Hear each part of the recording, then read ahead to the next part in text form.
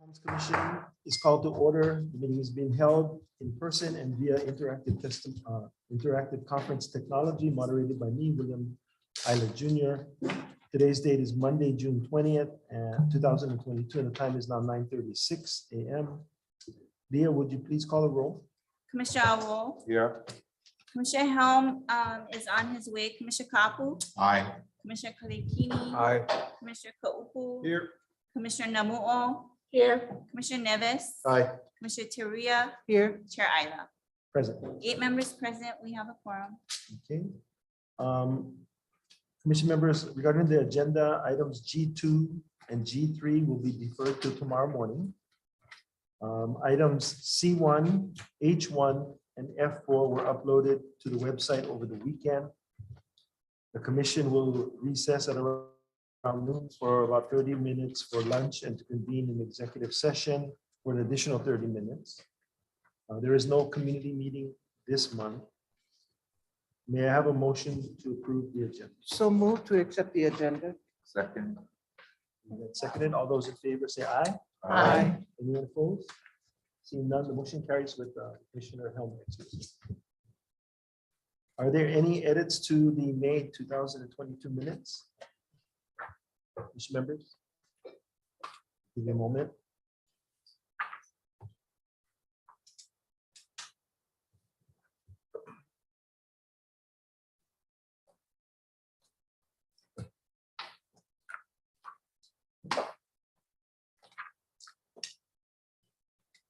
Okay. Seeing none, may I have a motion to approve the May 2022 minutes? So move. Then seconded. All those in favor say aye. Aye. Anyone opposed? Seeing none, the motion carries with Commissioner Helm being excused. So just to go over real quickly, Act 220, remote meeting by interactive conference technology. We actually have everyone here, right? Okay, so we won't have to go over Act 220. That's good. So there's no commissioner that will be joining us interactively. So 220 is not applicable for this. Okay, how about we call the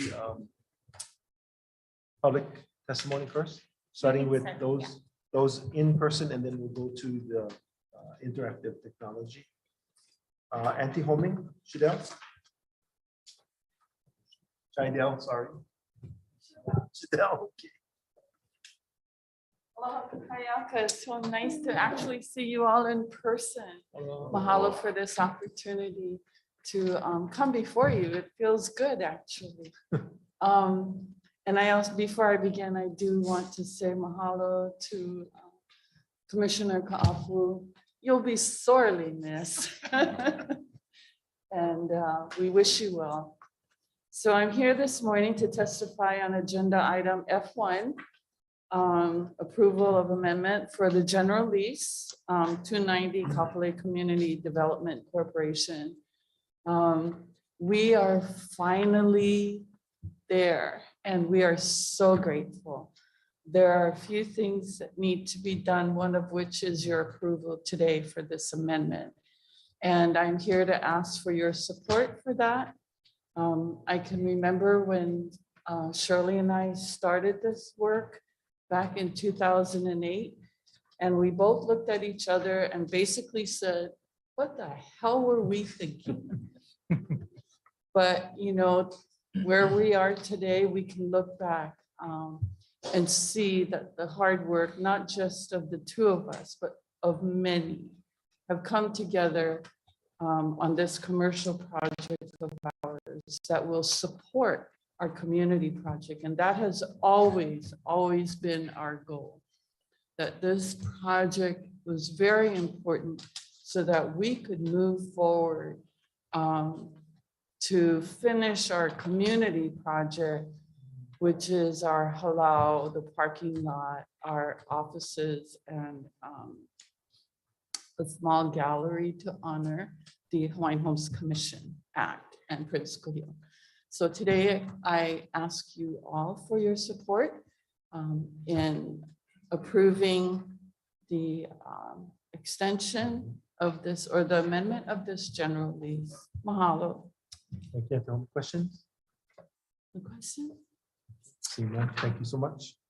Good to see you. Mahalo, good to see you. Next up is Kalel. Kalel?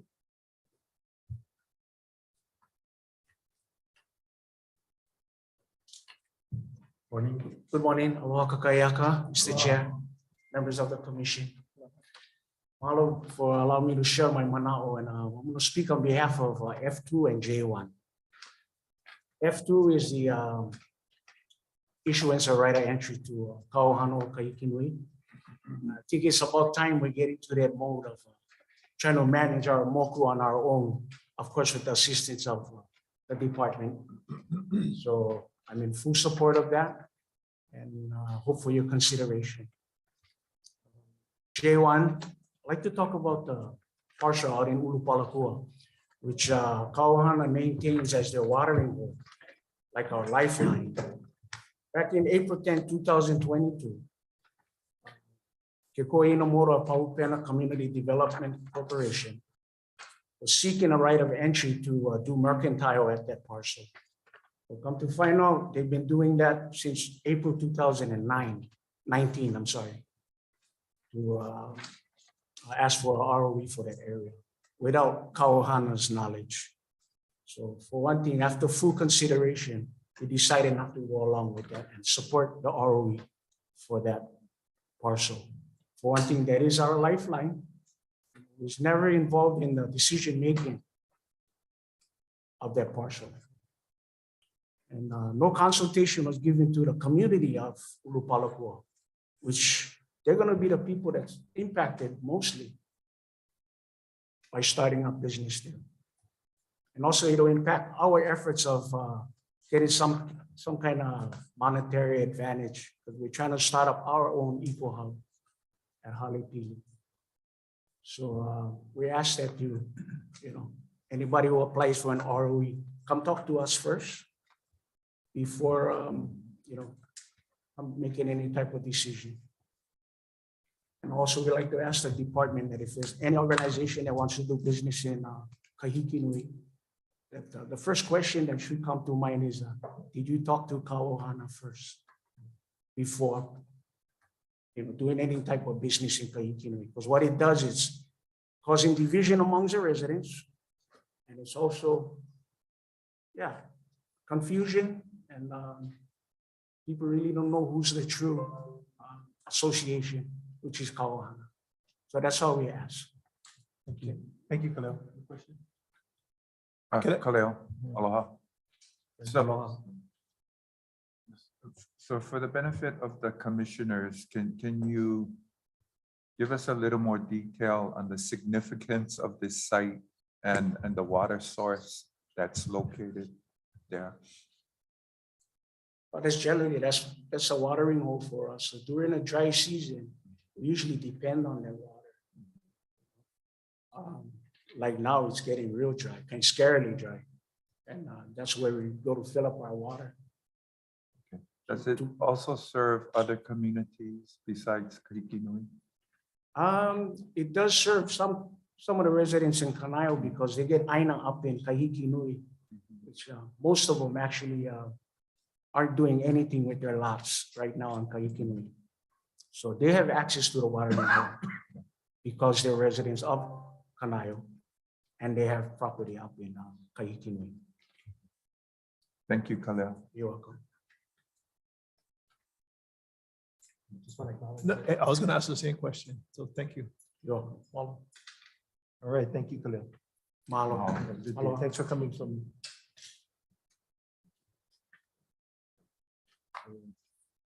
Kani Shait? Kani Ing?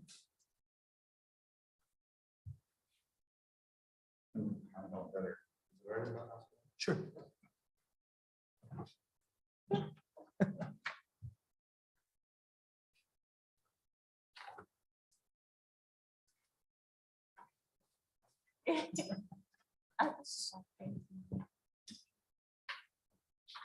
Oh, thank you. Thank you.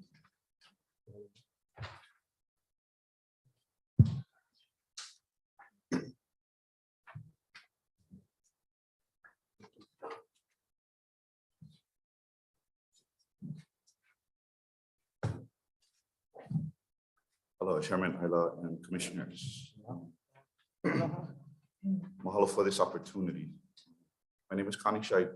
My wife and I are Native Hawaiian waitlisters. We've been on the waitlist since I was 18 years old.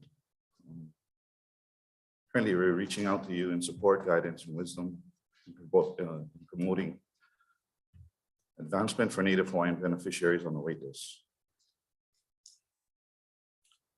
We're in dire need of yard space, is what we need, in the Kalailoa or Kapolei area. We're a local business beneficiary. Our company is healthy, strong, and growing. We'd like to take over any lease that is currently available immediately upon inspection and clearance of any prior tenant issues. We'd like to commit ourselves to developing employment, educational, and independent ownership opportunities for all our present and future employees. We support extensively various nonprofit community outreaches, charities, and West Oahu communities.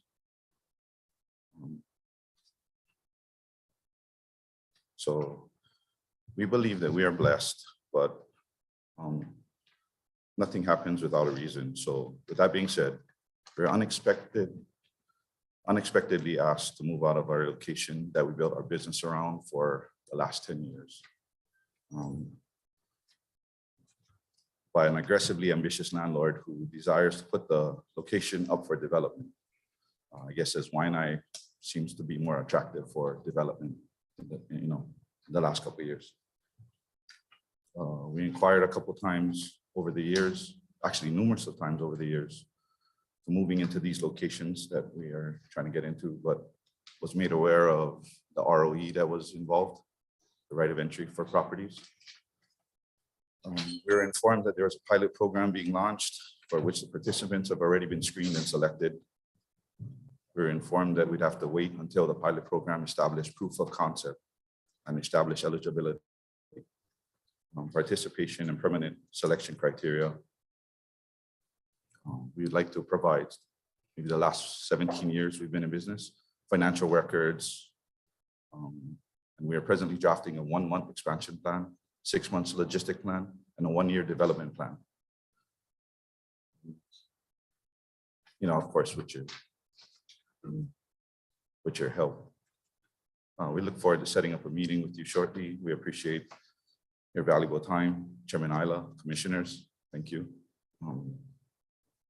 We just basically need a lot to move through. So once the developer went in and he started giving us notice that we had to leave. So we've been sitting on this place for the last 10 years. And we've always been current with our rent and all of these things, but unfortunately, they've decided that they're going to build some sort of mall or some sort of venue that they're going to sell stuff to. So we've been asked to move on really short notice, actually. So Can I ask you, what is the deadline? What is the deadline for you to move? excuse me. What is the deadline for you to move? Oh, it's actually here already. So Mr. Chair. we'd like to, if the commissioner or the chairman or the council knows of any available land parcels or lots, anything that somebody possibly might be moving, or any delinquencies or anything available, basically. Like I said, my wife and I are on the wait list, Native Hawaiian beneficiaries. What kind of business do you do? Sorry. We do hauling and excavation work.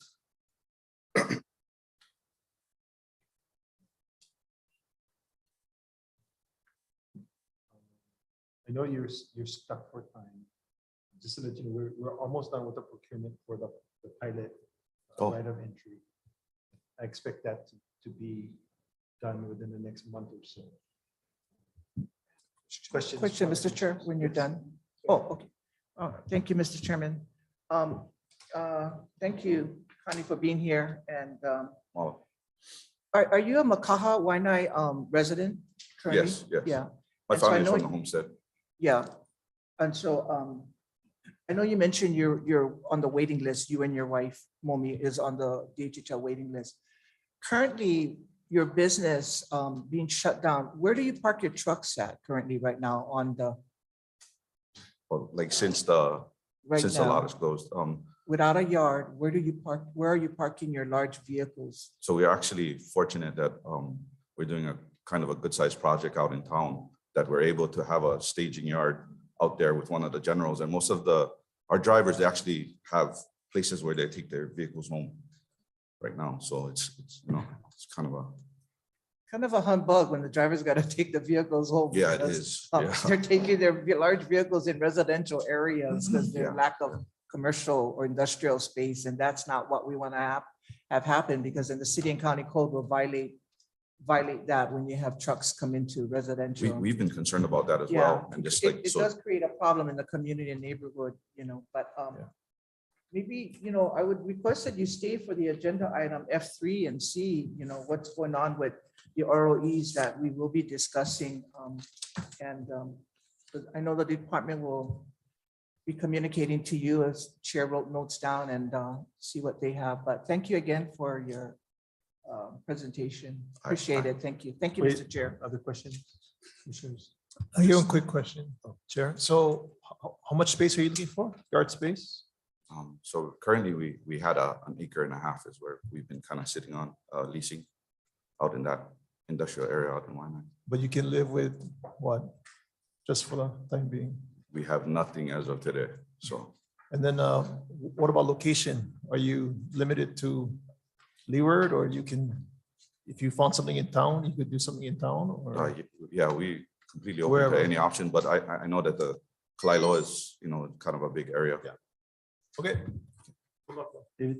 No, thank you for coming. When we were going through the ROE process or redoing it, we were looking towards providing opportunities for our beneficiaries, especially waitlisters. And so it seems like you fit the bill. I'm not sure what the status would be. I know the Iwohi brothers, they have a couple of acres and they're in the process of moving, as you mentioned in your letter. Right. But yeah, hopefully we'll get the ROE process done, and then we can open up to beneficiaries like you. So thank you very much. I appreciate you guys' Thank you, time. David. I just want to let you know that officially we haven't been notified that Hawaii folks are leaving. So Oh, yeah, I never even know. Are they planning to go? we haven't been officially notified. Oh, Okay. okay. Thank you. Thank you. Mr. Chair, can I just add to, since you mentioned that because looking at our ROEs for discussion in F3, and I understand that Panui Inc. Is in delinquent and cancellation processing opening. So I know the commissioners, we have these ROEs and it's going to be discussed in F3 item, but there are some consideration that I view on my spreadsheet that will be, ROEs will be opening up. So maybe we can I think those that's, considerations. Thank you very much. yeah, I agree. That and a combination of finishing sir. up the pilot program. Thank you. Okay, thank you very much. Commissioner, Aloha. thank you. Okay, next public testifier, Joby Masagatan. Good morning, commissioners. I'm here in my personal capacity, so Chair will give you my G1 as soon as I'm done. I was going to tape my, but I just didn't get a chance. I did want to share with the commission some of the whereas clauses that did not make it into the official proclamation on behalf of Commissioner Ka'apu. You know I could not resist the opportunity, Commissioner. So whereas, and since I only have 3 minutes, I could only grab the best. So 3 minutes, go ahead. whereas Commissioner Ka'apu single-handedly initiated a coup amongst the commission regarding the fine two-star lodgings that are selected weeks in advance for the commission by booking his own accommodation in 3-star hotels after suffering through no air conditioning one too many times. And whereas after weeks and weeks of discussion amongst DHHL's management team, particularly planning office manager Cleo Manuel, regarding how to conduct the planned Hawaiian Homes Commission visit to Green Sands Beach in Ka'u with supposedly no vehicular access allowed, On the day of the tour, Commissioner Ka'apu invited commissioners to hop in his four-wheel drive vehicle for a quick tour. And whereas Commissioner Ka'apu has created a conundrum with our administrative staff drafting minutes as to how to capture this expression.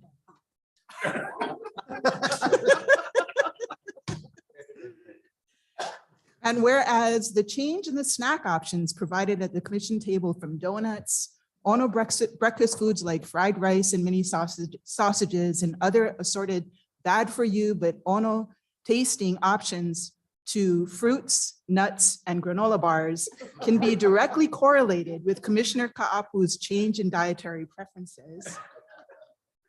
And whereas after a few years on the commission, Commissioner Ka'apu discovered his long-lost twin in Commissioner Awo, even though they have different mothers, different fathers, and different birthdays. And whereas the value of the time Commissioner Ka'apu has donated to DHHL by giving his time, respected expertise in the commission, including serving as vice chair, presiding over contested cases, and committing time to several investigative committees, probably amounts to hundreds of thousands of dollars, which Mrs. Ka'apu probably has the exact figure on. And where it has been my personal privilege to have had the opportunity to serve alongside Commissioner Ka'apu for several years, and now to have worked as staff, even though he has had to tell me, Joby, that question was intended for the commission. I have valued his input, his guidance, his direction, and his humor through all of it. And I just wanted to say thank you to Commissioner Ka'apu and that he will be sorely missed. Mahalo. Thank you, Joby. I'm gonna ask other commissioners if they had questions for you. I do. I do, Mr. Chairman. Joby, Yes. thank you. It's all very true. Well said.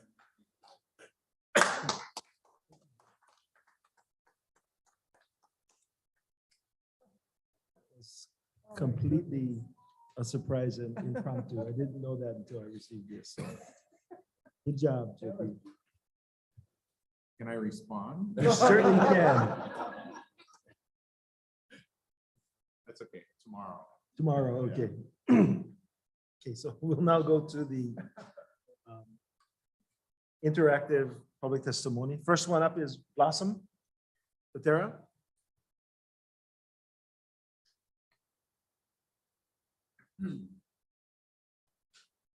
Can you unmute Blossom?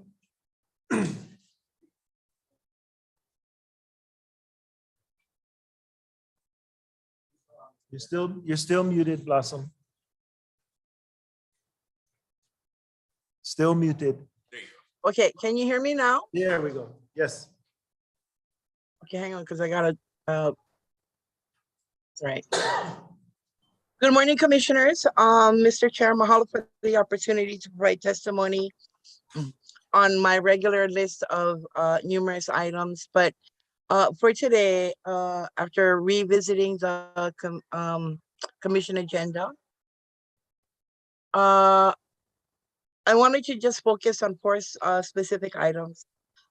First of all, I want to extend my deepest and sincerest gratitude to Commissioner Ka'apu for your years of service, and as Jovi so wonderfully attested to, your sense of humor, but most importantly, your dedication to the beneficiaries that are being served by your expertise over the years. I'm going to miss you and your expertise. And I want to wish you the best of luck. And let's stay in touch. Mahalo, thank you. Randy has my number. I'm sorry, Mr. Chair, I'm having some technical issues here. Okay, we can hear you and we can see you. Okay, So proceed. all right. So regarding item F2, could the ROE for Kahikinui for ungulate removal, I testify in support of that. It's been a long haul in coming up with this management plan, and I am grateful that this agenda item is before the commission today. Because now we can see forward movement on a very important and integral project. Regarding item F4, King's Landing, again, much mahalo to the Vice Chair, Commissioner Kaapu, for bringing this to the floor. I want to commend the entire commission, particularly you, Mr. Chair, for refusing to kick this can down the road and make King's Landing and the beneficiaries their whole. And so thank you for that. This is the first step. And I look forward to future decision-making regarding the designation of Kuleana homesteading and the awards of undivided interest. Regarding item H1, it's a great agenda as always. Rodney does a fantastic job of putting things together. But one of the things and concerns that I have on the repair and maintenance portion of your budget is that I see no projects listed for the island of Maui. We have serious issues with our community center in Pocukalo. It has been closed during the pandemic, continues to be closed due to some damages in the center that needs to be fixed, repaired. And the irrigation system and the water situation in Pocukalo Park. Because of the leakage in the irrigation system, the park continues to be closed, and our beneficiaries in that community, particularly our keiki, are being denied an opportunity to utilize that park. So I think I'm at my 3-minute mark. I want to thank you in regards to H1, if we could possibly amend the budget to include those 2 items under your repair and maintenance portion of the budget, I would be grateful. So, Mr. Chair, once again, mahalo for the opportunity to testify. And I look forward to any questions that the commissions may have. Thank you, Blossom. Questions? No questions, just comment. Blossom, mahalo for being here. My only follow-up comment is to support that request for Pocukalo because their park, they have been suffering under for a long time, inadequate water, inadequate maintenance.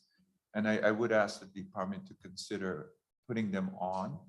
And that's a park that has for many decades serviced many keiki from that part of the island. So I would like to see that occur. Thank you. Thank you, Randy. Thank you, Blossom. Our next testifier is Aina Aloha Yone. Can we get her in?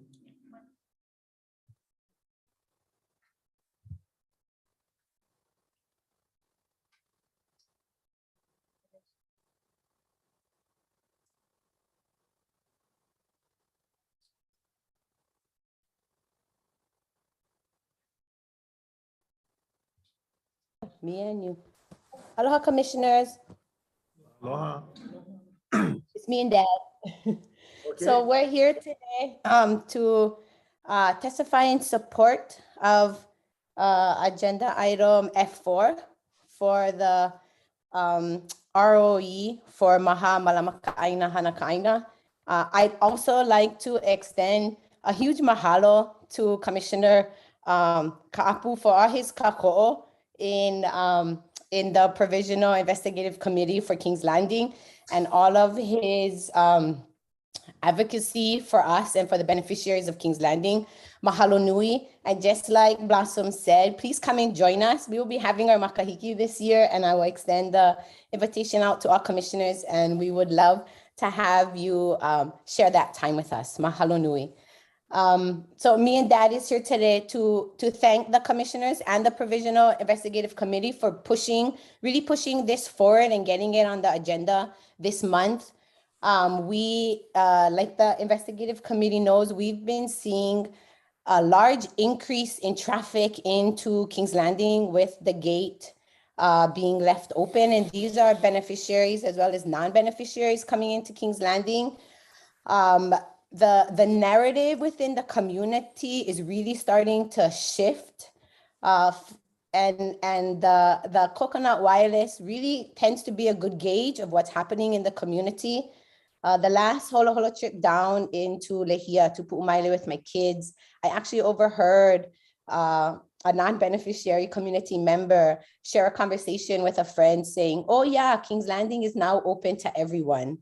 That's why the gate is open. It's open because anybody can go in. Before you had to be Hawaiian, but now you don't have to be. And I was caught in a precarious situation because I'm not sure if I should respond as part of Maha or if I should just let it go, because I actually, and until today, have no grounds as Maha to speak on behalf of stewardship of King's Landing. So I'm very thankful for this opportunity so that when a situation like that arises, Maha will have the standing in which to have a correct response to our larger community. So mahalo nui for this kako'o. Papa. How's it, everybody? I like mahalo, brother Ka'apu, because you get good kind of, what they call, intake sensors. You know, you can see the information in the real world and how it pertains to the occupying forces of the United States of America. And so we as the First Nation people, we need more community government officials with the belief that we being bamboozled, okay? But anyway, brother, before I can get carried away for hours, but thank you, you know, because I remember a long time ago when I first met you, you had good eye and good ear. So I like to thank your parents for making you who you are today. And I wish to see you Bombay in the future. Okay, cousin? Aloha. That's all. Mahalo. Okay, thank you. Questions? Just a comment. I appreciate Skippy, you coming to the commission ages and ages ago and raising the issues about King's Landing and the need to do something. And I know it took a while, and this has been kind of sitting on the back burner for a long time. And I appreciate the fact that we're finally moving this thing forward.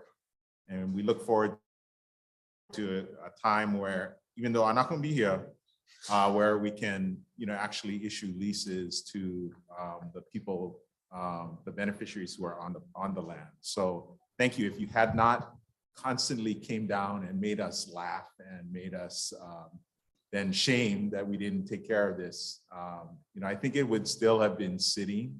So mahalo nui loa, mahalo to Aina Aloha for picking up where your dad left off. But thank you, and we look forward to this being a success. Thank you. Any other commissioners? Very good.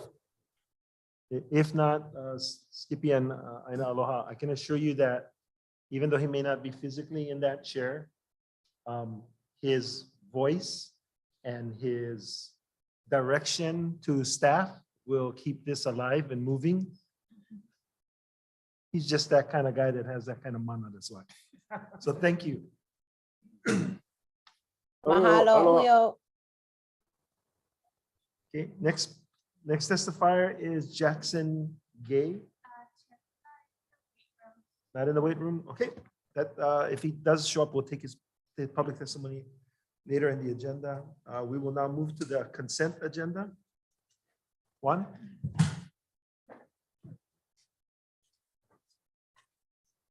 Aloha, Chair Ayla, members of the commission. Juan Garcia, Homestead Services Division Administrator. I want to take this time to aloha Ka'apu, Commissioner Ka'apu, on behalf of Homestead Services Division and the entire staff. We want to express our deepest aloha and mahalo for your years of service with the Hawaiian Homes Commission. We wish you much happiness, good health, and success as you enter into, I don't know if you call it retirement, but yeah, we wish you well. Mahalo for, again, mahalo for your years of service. Thank you. Commissioners, we have the Department, Homestead Services Division have 10 agenda items for your consideration under the consent agenda. Okay, so hold on one second. Commissioners, is there a desire to remove any of the consent agenda to take separately? Yes, Dennis. On the consent agenda, D8 is not in there, but it's in the packet. Correct. So we'll take that afterwards. We're just taking the consent agenda items. All right, thank Okay. There's no desire. Can I have a motion to consider staff recommendation? So Then seconded. Any questions for staff on the consent agenda? I have one question. Yes. Juan, I did get a call from a beneficiary, Mr. Harris in Hilo. He had applied for a solar, put solar on his roof. And I think he had done that a few months ago and was just wondering, I hadn't heard back yet from, I think that would be in Nina's area as far as the solar. So I was just wondering if you could follow up. Sure. Could you spell the last name for me? Harris. I think Leah has his first name. He gave me his contact I will follow information. up and get Okay. back to you, Commissioner. Thank you, Juan. Mr. Chair. Yes. Go ahead, Thank you. Patty. Hi, Juan. Thank you. Aloha. Good I morning, have a Commissioner. question on item D10, the approval of assigned leasehold interest. Item number 3. So that, but he decided, is that the house in Nanakuli that he decided now to give it away as a gift? Is that what I reading? This is Theodora Awai. Correct. It's her desire to transfer, for commission's consideration, she's wanting to transfer lease number 280A to her mother, Robin Awai. Is that the property with the 2 leases, 2 houses on that one property? Yes, that's a property that was, Originally, they were going to there sell was it. one lot was subdivided by former lessee Theodore Awai. He held one portion of the property, and this is the other portion that the daughter holds. Yeah, All right, thank you. you're welcome. Thank you, Mr. Chair. You're welcome. Any further questions? Go ahead, David. Yeah, on number 3, I just note that the lease date is 1930. Is that correct? I can check, but I would assume that that's correct, but I can double check for you. Any further questions?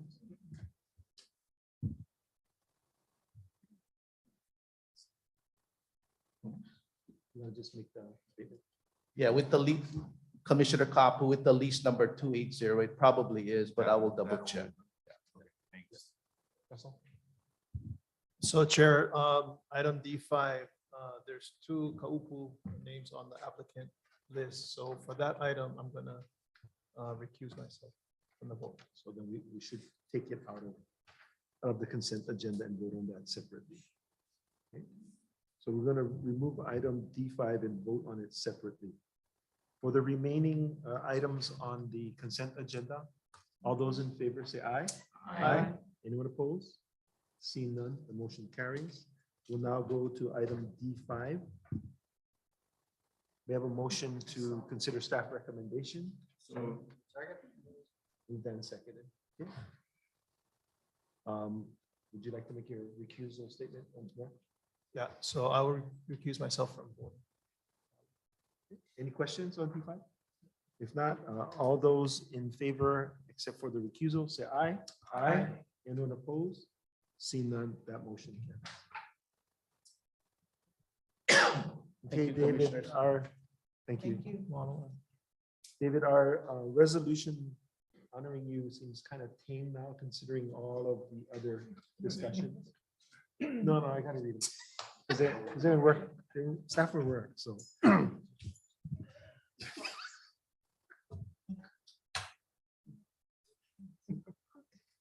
We're trying to stall and wait for Zachary, Oh. but he gave us the okay. Huh? He gave us the okay, unless you'd prefer to wait for him. Okay. Then we'll defer this item until the arrival of. Yeah, because I have things to say to him. Okay, then we'll move to agenda item D8, Delta 8. One.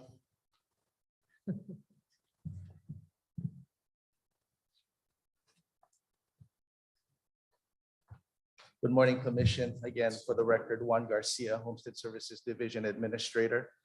D8 is to approve the cancellation of applications from the application waitlist due to the Native Hawaiian qualification. The department has been unable to verify the following applicants' Native Hawaiian blood quantum requirement per the Hawaiian Homes Commission Act 1920 as amended.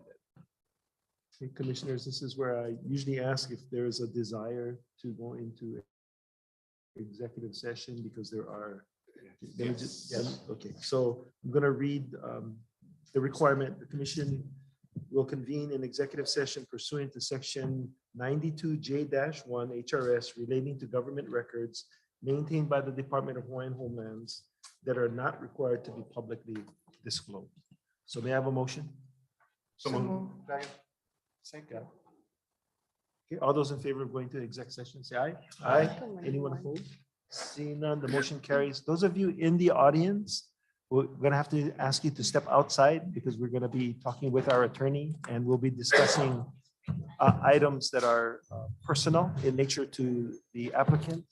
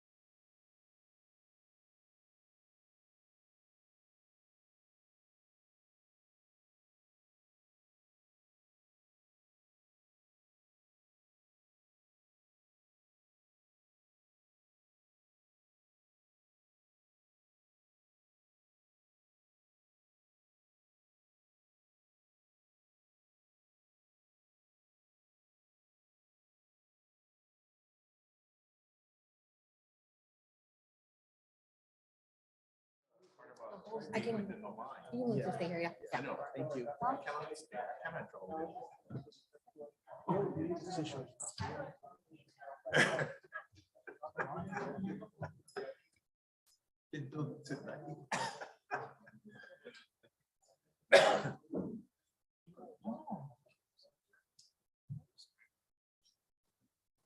Yeah.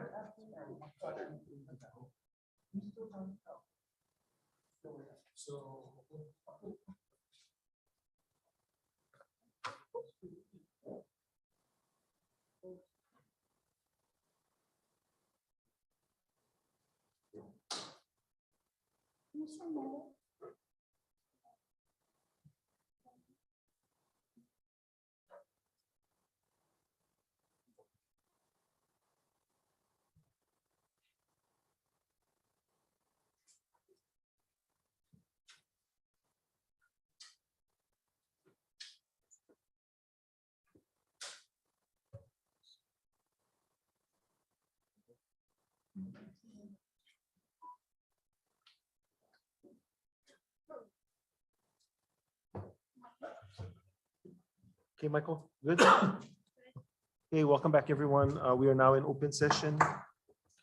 And we're on agenda item D13. One, Good morning, Commission, Commissioners. Item D13, there's several action items.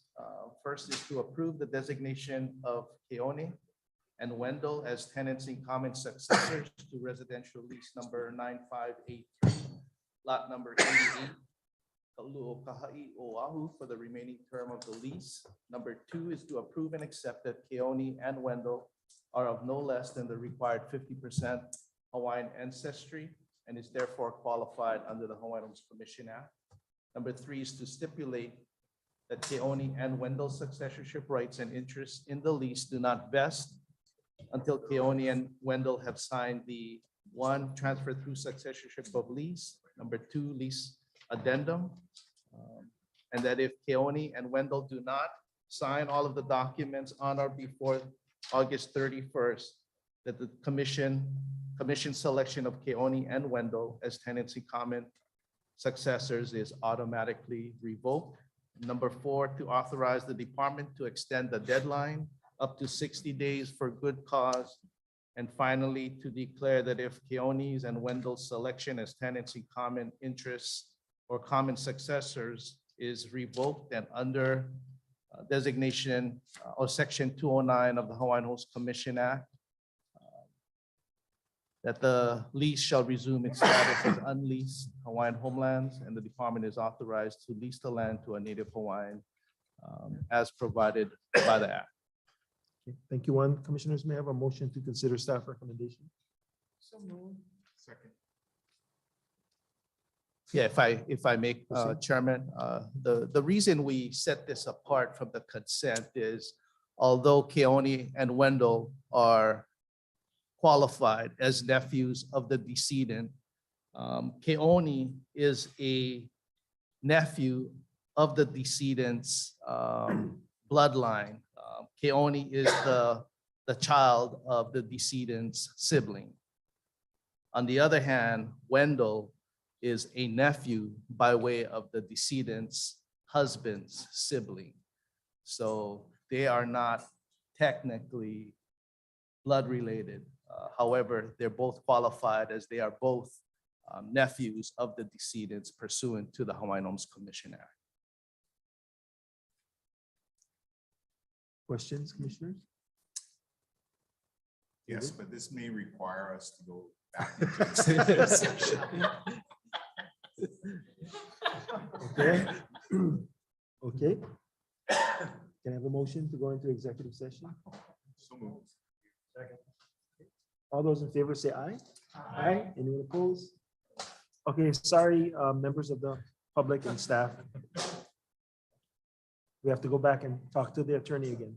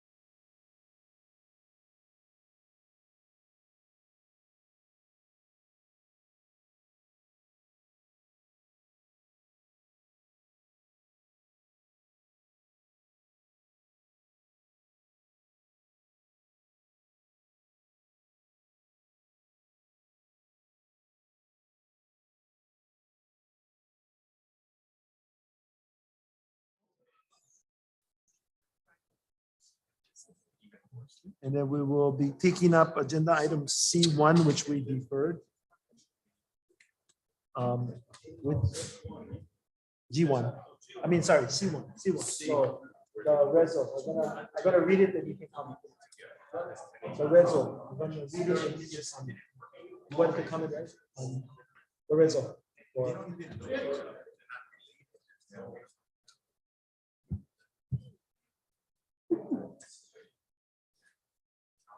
All right, commissioners, we are on agenda item C1, and for the record, I'm going to read into the record of the meeting. Whereas Hawaiian Homes Commission Resolution number 306, honoring Hawaiian Homes Commissioner David B. Ka'apu.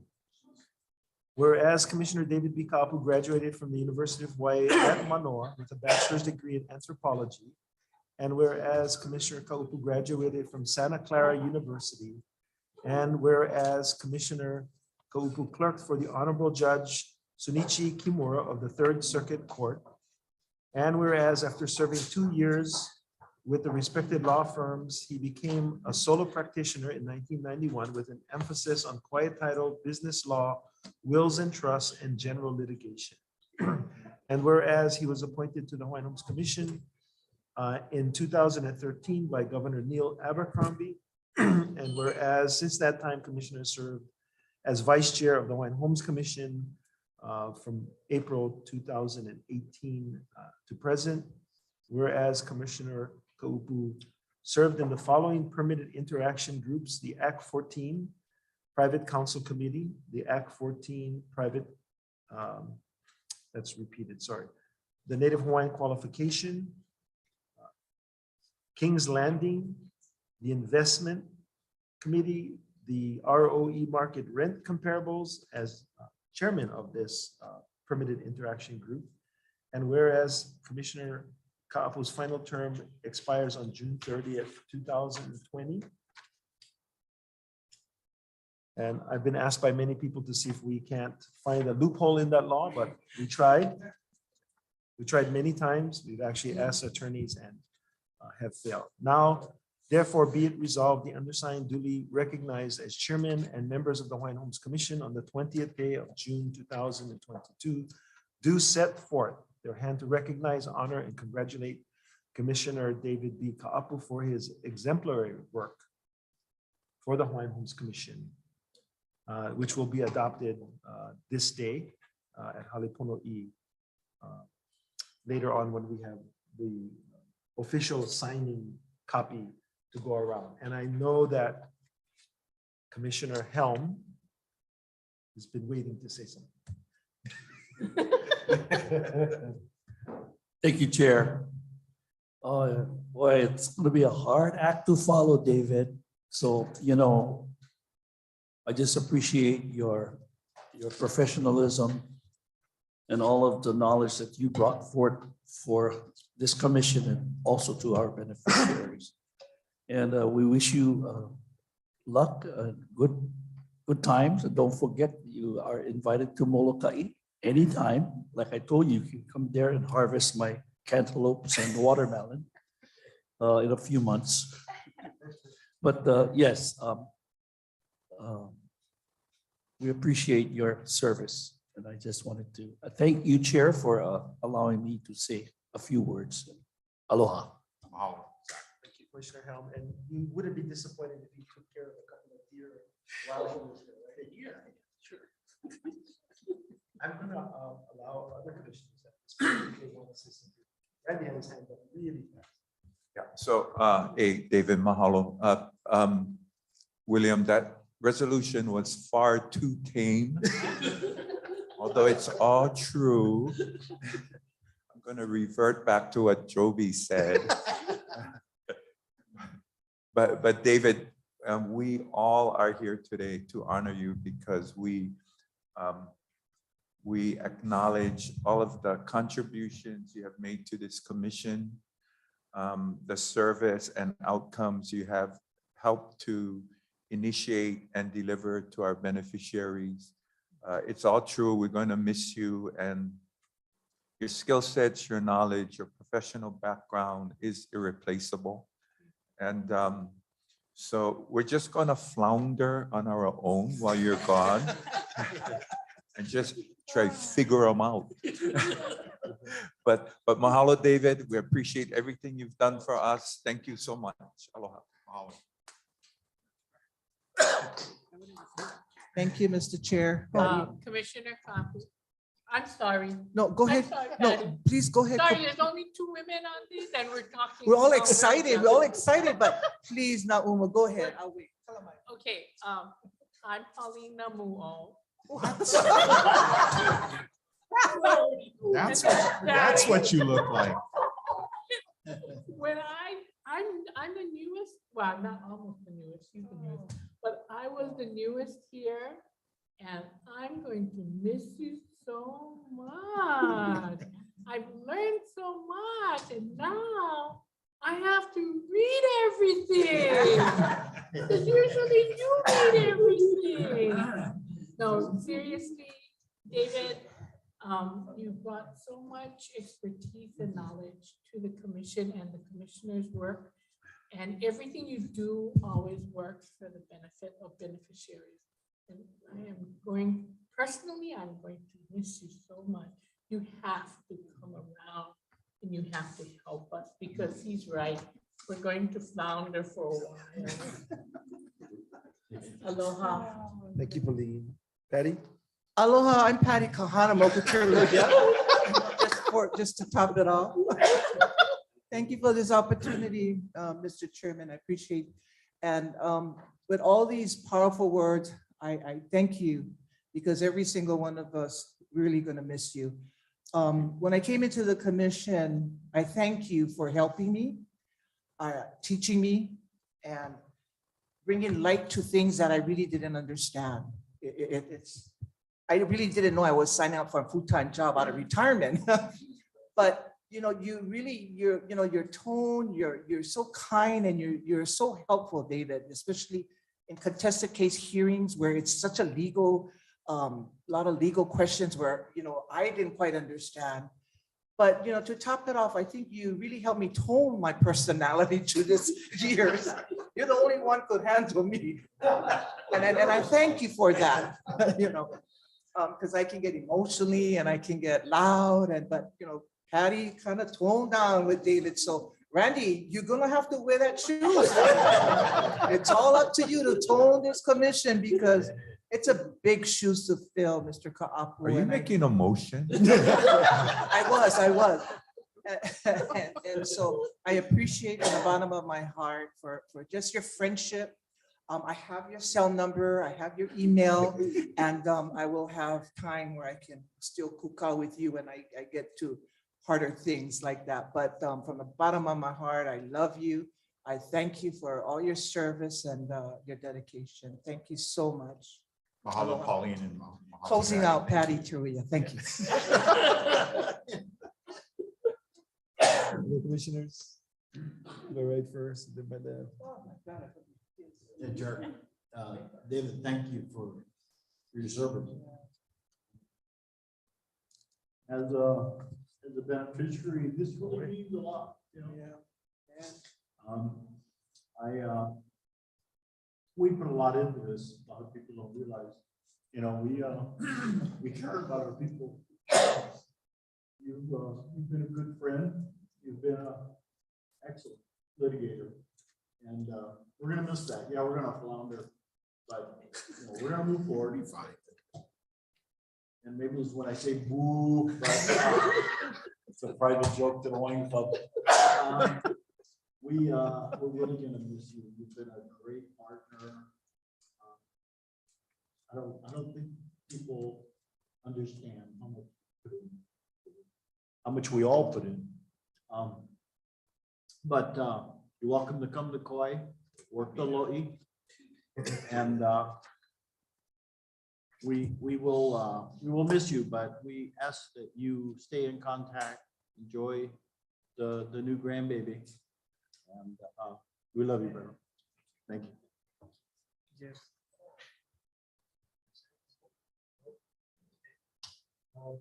Mr. Kapu,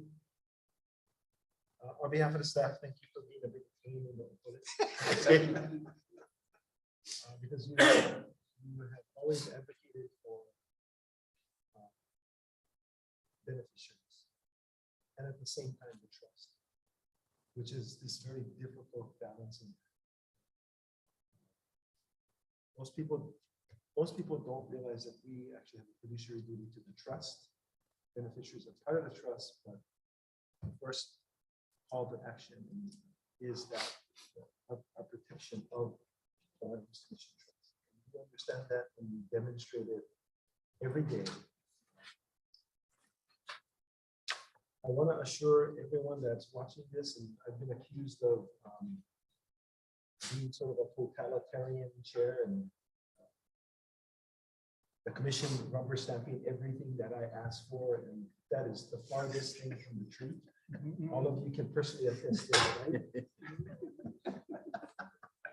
But I still get that. Just look at the vote. They usually vote with you, but they usually vote with me because the discussion and the presentation is such that any reasonable person. I appreciate the debate on the gaming segment of our lives together. That was very, very important. It was painful, but it was very, very important. It's a great lesson for folks that are watching, a great lesson in the audience that you can agree to disagree about feelings, about proposals and those kinds of things, but you can still, at the end of that discussion, continue to work together to accomplish good things. And then finally, I would just say I appreciate you filling in, because I came to the chairman with lots of conflict in terms of contested cases. And David has really stepped up. And you're quiet in the back there, but I appreciate all the time that you've allowed David to fulfill my obligation as the vice chair on these contested cases, because they're very, very important, both to the beneficiary and to the trust. So I want to thank you for all the time that you've given to beneficiaries and the trust and the staff. And it has made your questions have made us much better, much more informed, and much more. I do appreciate the things that you've done for us, and I see Paula waiting to give you a leg. So Paula, impromptu, stop at this moment.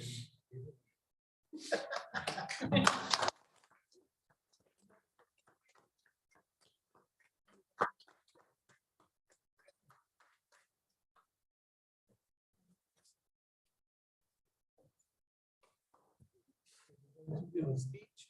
Can I say something? We got to do something that's much more important. Oh, okay. We have to introduce your better half. Linda, would you please stand and be recognized?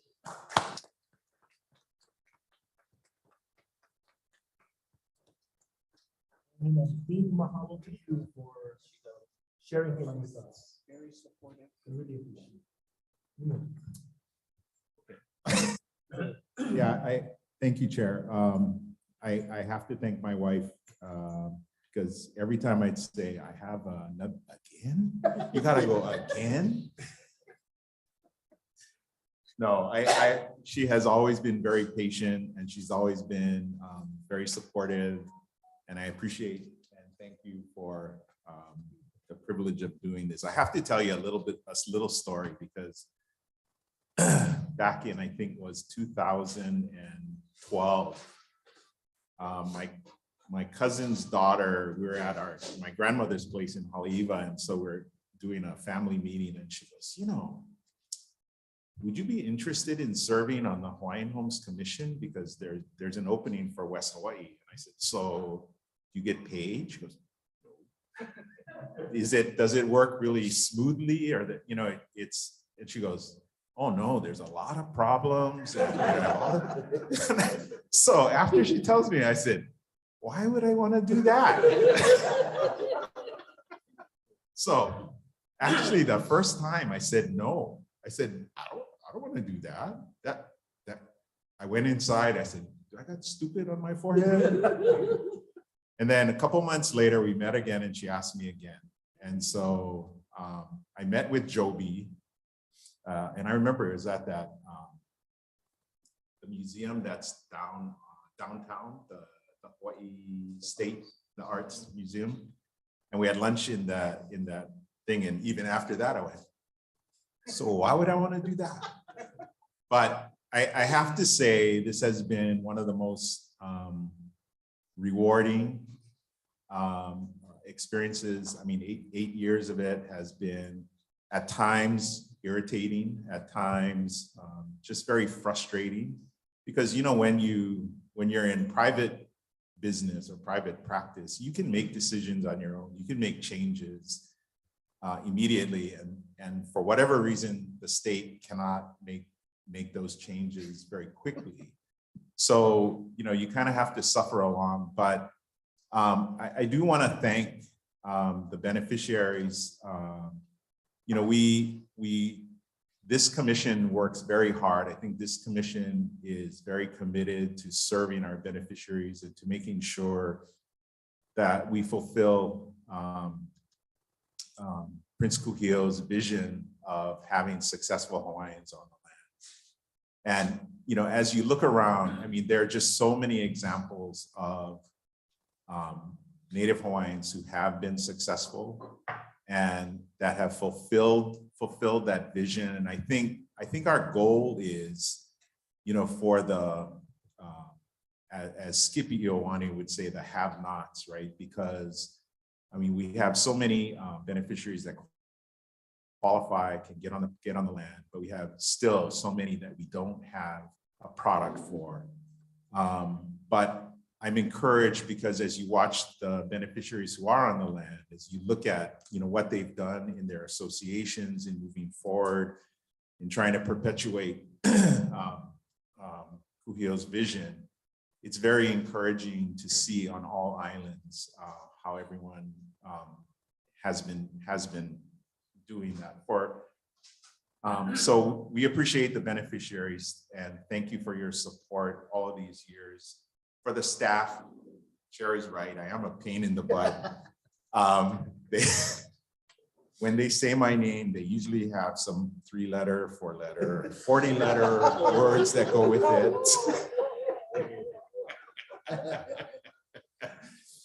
Sometimes I'm just known as that commissioner and they know who you're talking about. But I appreciate, I have seen, what we've tried to do is just improve services to our beneficiaries. And so we're always looking for ways to improve that. And so if being a pain in the butt is what it takes, then my wife will tell you I'm happy to do that. And lastly, to the commissioners, it has just been a pleasure. All of you bring very good skill sets to the table. You all have different skill sets, which is what we need on the commission. And we all have other, different strengths. And I want to thank you for your commitment to the beneficiaries, to each other, and to the department, because without you, we wouldn't be able to move forward. And I think we have made such progress over the last few years. And I really, I mean, you guys are all saying nice things about me, but that it only reflects on your abilities as well, because you folks have the same skills and you bring the same mana'o to the table. And I have learned a lot from each of you, except for Randy.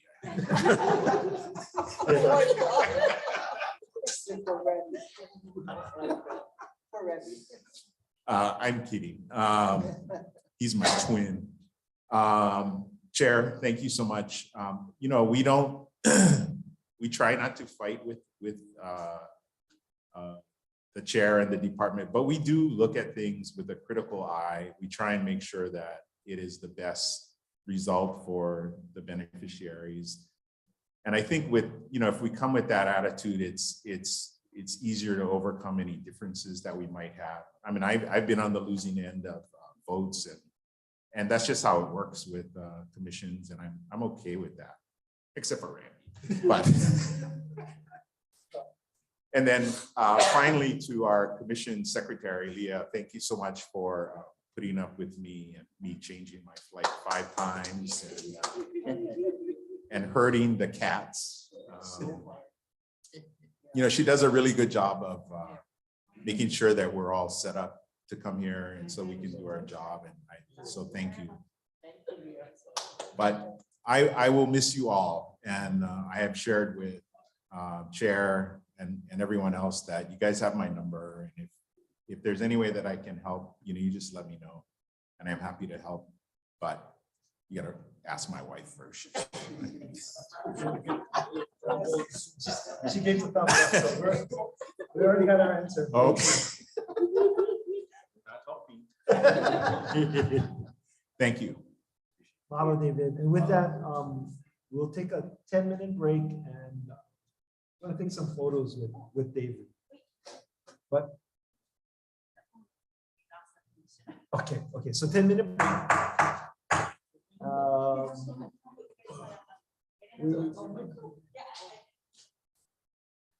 We're trying to get one commissioner back. I know he has a call just to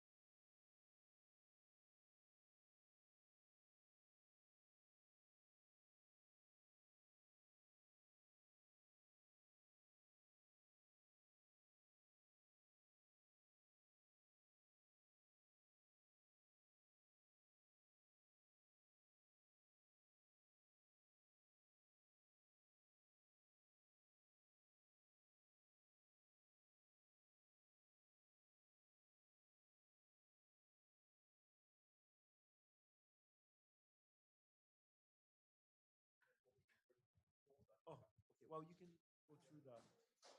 Okay, so we're back in session and we're on agenda item F1.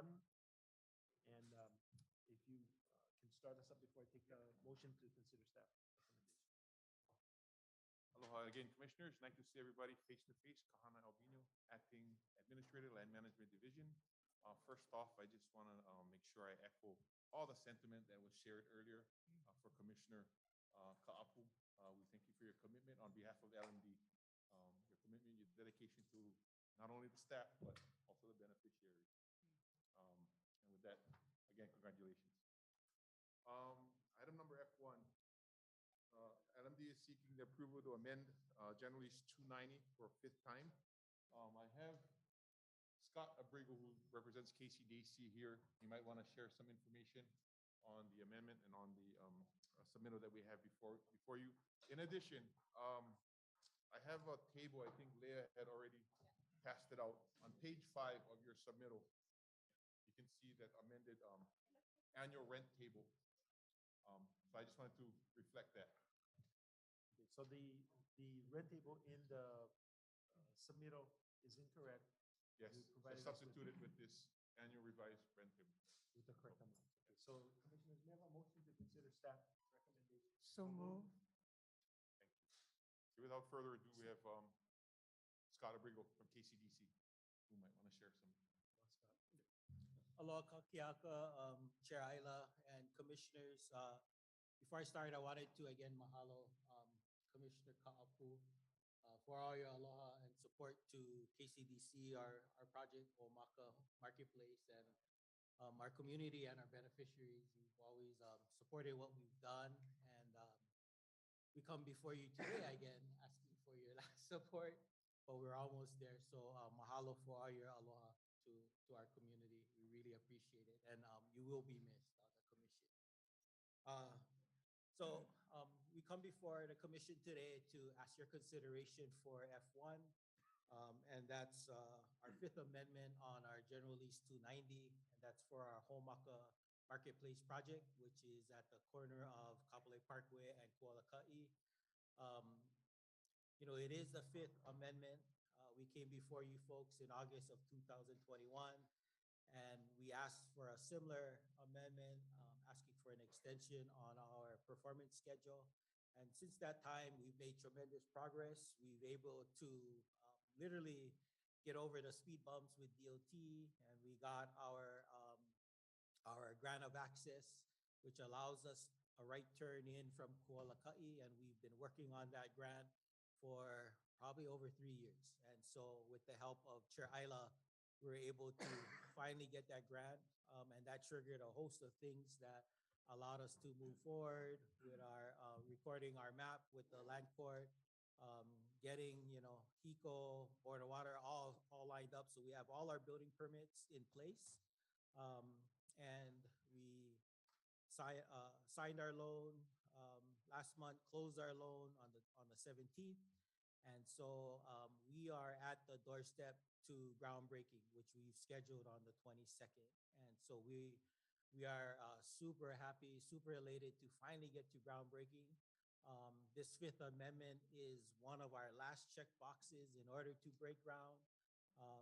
After groundbreaking, we intend to start construction on Monday, which is the 27th.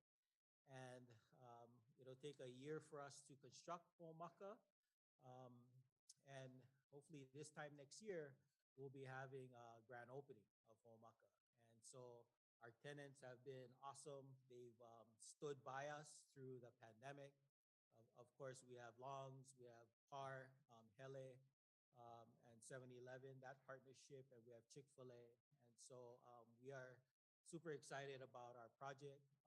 Again, this project is a community-driven project. The resources that this project will provide to KCDC will go directly to our center. That's the conduit to how we serve our community.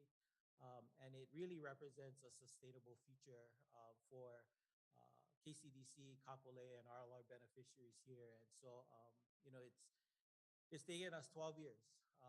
The commission had awarded the Homaka property to Kapolei in 2010. And so, you know, it's taken us 12 years to finally get to this point.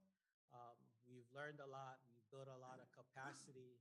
And as Auntie Home had said earlier, you know, if we had known what we know today, we might not have taken the property.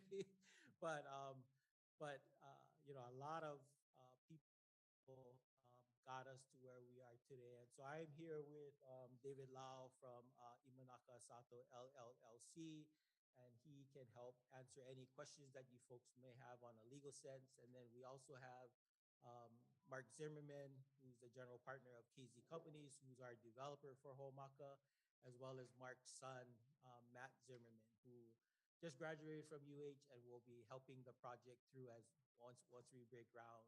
And so I thank you again for considering F1 and our humble request to extend our performance schedule to allow us to move forward and break ground on Wednesday and start construction on Monday. So I'll open the floor to any questions that you folks may have of me and my team. Thank you very much. I would like to acknowledge Ed Sniffen for helping us also break Yes. through some of the roadblocks that were in place. So with that, questions, Commissioner? Patty? Thank you, Mr. Chairman. Mahalo, Scott. Good to see you. Happy New Year. Hello, Chair. First of all, I wanted to thank KCDC and your wife actually for helping my community, my organization during last year through the COVID.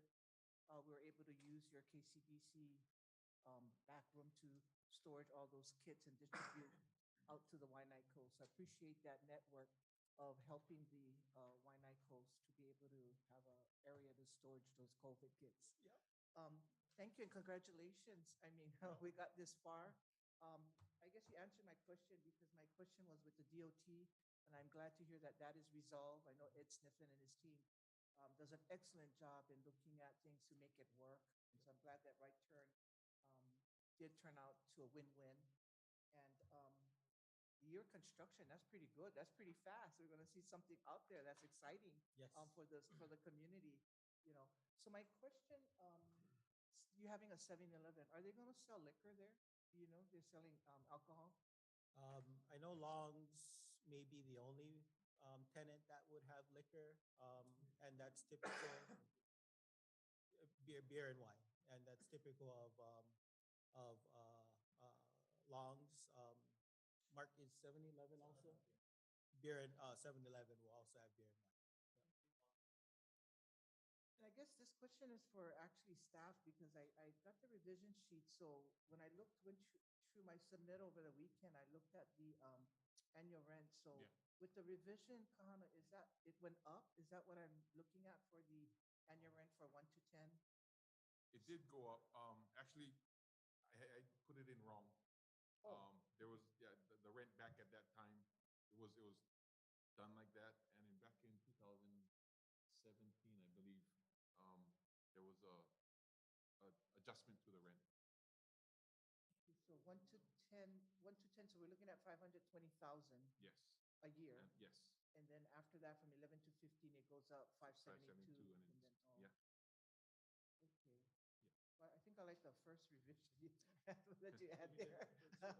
Oh, and so the rent, the increase went because of what is it? Because it's a commercial lot, it's a Yeah, it's a market commercial lot. value, what, Yeah. what? Yeah, it's a BMX, commercial mixed use, yeah. Lot. Okay. Yeah. So we based those rents on appraised value at the time, and we negotiated those values. And at the time, the commission made it clear that they wanted the KCDC and Kapolei to get the best deal possible. And so we needed to get an appraisal, and those numbers reflect market. And Thank so. you. And lastly, will you be working with the homesteaders or homesteaders adjacent to you to allow them to be able to have, what do you call that? Have businesses or what you call makekes and things like that for the community? Will that property be open up for other beneficiaries to come in and do, they do Yeah. market and sell these? That's a good question. So again, our first 3 tenants are Long's, Par, and Chick-fil-A. We have unit 4 that we're contemplating different uses, and one is a container park. But we have yet to solidify that. But KCDC does have 1,200 square feet in Ho'omaka, and that's our space. And so that space, as a board, we're still determining what it could be, but it could be a storefront for homesteaders. It could be a business incubator. It could be a gathering place. And so having a presence, a Hawaiian presence in a commercial property like that is super exciting. And so we're looking forward to what that could be. And that could be the space that accommodates, what you're talking about. Yeah. Thank you. And so thank you so much. Thanks to your board and all the hard work. Thank you very much.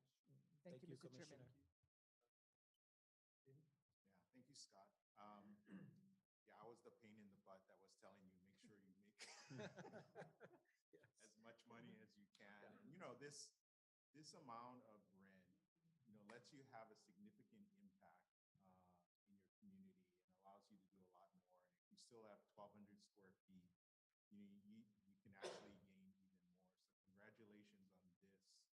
I think you've done a great job, and I'm really looking forward to see this in the future. But and it's a good model, I think, for other communities to see what they can do and to kind of use your growing pains as maybe to help learn from that. So thank you very much. This is exciting. Yep. Mahalo, Commissioner Kapu. And I like to, reference back to 2010. It was actually a department program, the Kule'i Kunu program. And, we got our community parcel where our Heritage Center lies in 2008. And the department at the time was trying to figure out, how do you sustain a community parcel that's gonna need continuous resources to operate, maintain, just open the doors. And it was a simple answer. The simple answer was land. And so they awarded the second parcel, 2010, which is Ho'omaka. And the idea and the model was that the commercial property would support the community property. And we're about to realize that model. And we're super excited. The state legislature kickstarted our Heritage Center with a GIA in 2016, allowed us to build phase one. We plan to build phase two, but we needed to get Ho'omaka out of the ground and start realizing the resources from Ho'omaka for us to move on phase two.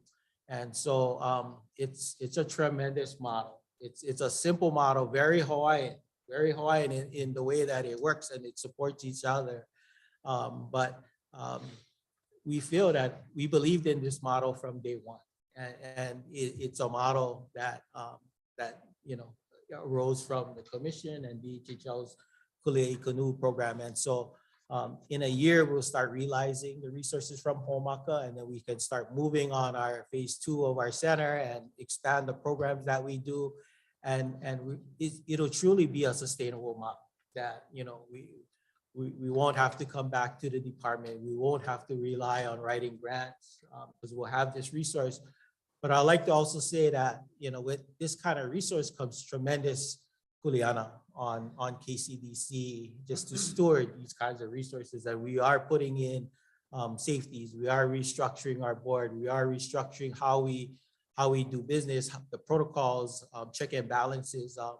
And, we do realize with the amount of work we're putting in, we don't want to lose it. And so know that, that is at the top of our mind. And we have a year to prepare for realizing the resources from Ho'omaka, and we'll do everything to, be good stewards of that resource. And so, yeah, we're super excited, and we actually, thank the commission, thanks the department for where we are today. Thanks, Chair. Chair.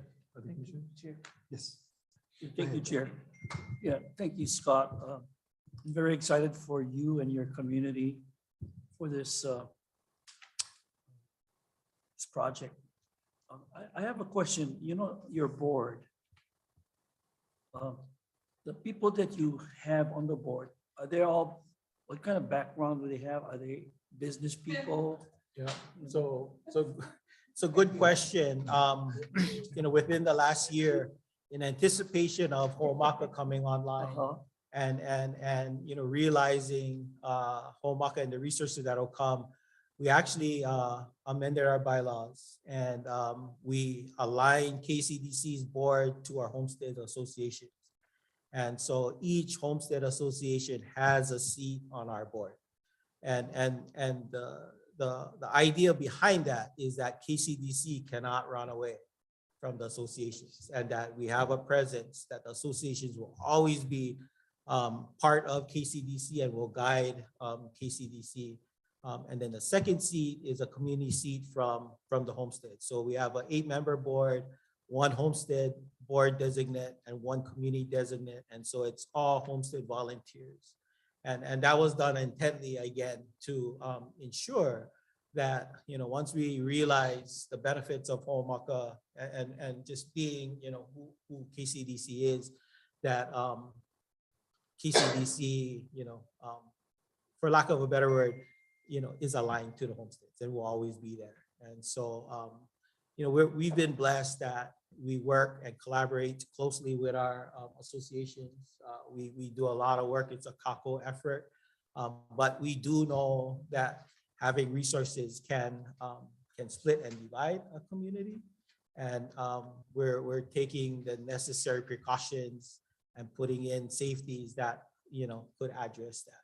So to answer your question, they're all homesteaders, they're all volunteers, and we have the association boards as part of our board.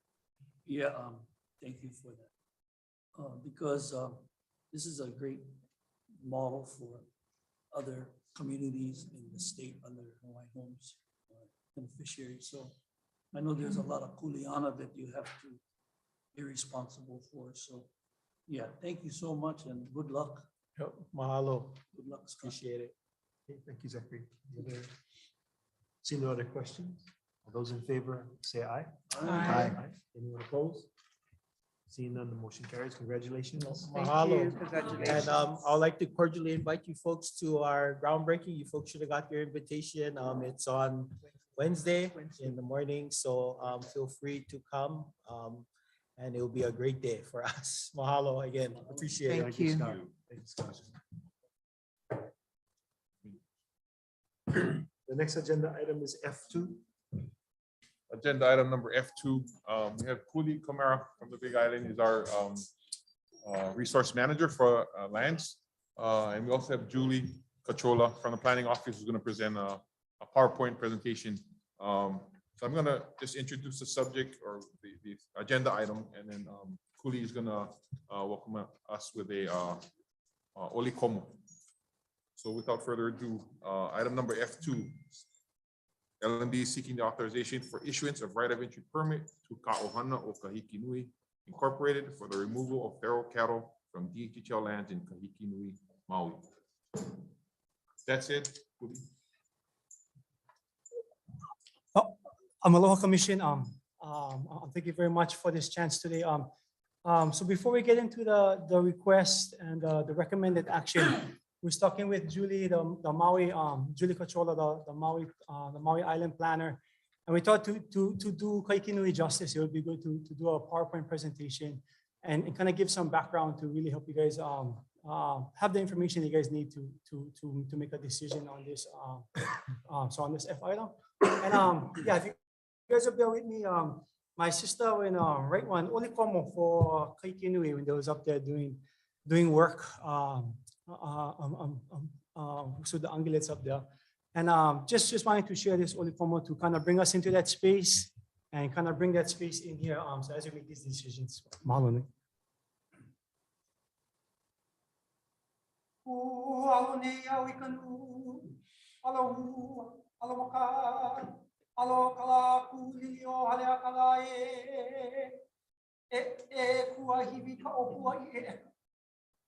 Nei ohu kaukau mauna nei.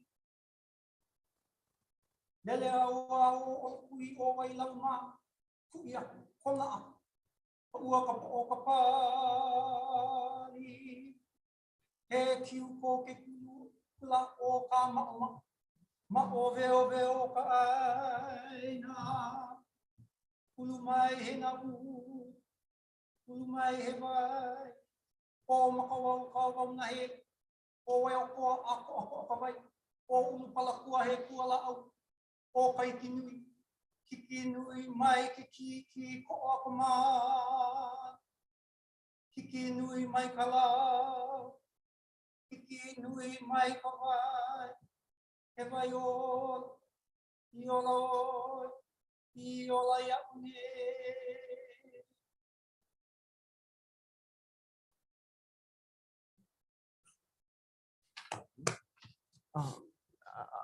Mahalo. Yeah, just for taking that time. It's just sometimes it helps to bring us into the space, to bring us into that space to share the names, the wins, the places, to help with our presentation here today. So we have Julie Pachola virtually. She's going to help with our presentation here today. And so what we're going to do in this presentation is to have some background information on the importance of Kaikinui Forest and watershed, and all of the good work that has gotten us to this point. And just starting off by mahaloing, I'm really coming into this at kind of like the 5-yard line, trying to get this ball into the end zone. But there's so much work that has been done from the original Kaikinui homesteads, the Kuleana leases. You know, this protection of this forest in Kaikinui has always been something that everybody has felt very strongly for, and there's a lot of work to get us to this point. In conjunction with this, we've been working on an ungulate management plan. I've provided a final draft in paper copy to you guys today. We still working out it's like final draft, and hope in coordination with the right of entry, we hope to have an ungulate management plan when the right of entry is, hopefully if the right of entry is approved, that goes along with the right of entry as terms and conditions. And the number 3 thing that we're going to talk about in this presentation is discussing Cook's role in the ungulate management of the Kaikinui Ahupua'a. Next page, please, Julie. Yeah, so briefly, the PowerPoint is going to cover the background, the native forests, the importance of this Vawapua. Really looking at, we have a 4,500 acre fenced area that's fenced with funds from DOFA, and just really understanding why the area needs protection, the importance of the area, and all the work that has come before. Looking again at the draft ungulate management plan that we've drafted, we've had a working group with DHHL staff, with DOFA, Leeward Haleakala Watershed Partnership, and other partners to kind of come up with a ungulate management plan to kind of organize all the moving parts, and discuss finally a right of entry to Cook for cattle removal. And basically what this right of entry would do would allow Ka'ohana o Kaikinui to be authorized to remove cattle and be the community component of the ungulate management plan. So the ungulate management plan brings in different agencies, watershed partnerships, and also the Kaikinui community. So this right of entry is for Cook's role in the ungulate management of Kaikinui. And for the background section, I want to turn it over to Julie to share all of the, she knows much better than I do, all of the good work that's been done up to this point. Mahalo Kuli. And mahalo for that, Oli. That really sets the tone of what we're looking at here. You know, I always start this presentation to talk about the native forest imbalance, because that's really what we had here that ran from the top of the summits of Haleakala all the way down to the shoreline at one point. It was described as a forest that was striking in nature, that was just really rich with species, all these different canopies of trees, and it was a complex but stable ecosystem, you know. This forest provided everything for, you know, the settlement. It was a link to cultural practices, kino lao, and you know, it had these functions, the environmental functions of capturing and retaining water and providing a source of fresh water. It was the biodiversity of the forest, of course, and, you know, and the practicality of providing the materials and everything they needed for settlement, as well as, you know, lao lapa'au. But over 100 years of ranching and hundreds of, feral ungulates that continue to roam the forest, have triggered impacts that kind of, it's a domino effect, and it just kind of is leading to or has destroyed basically the native forest.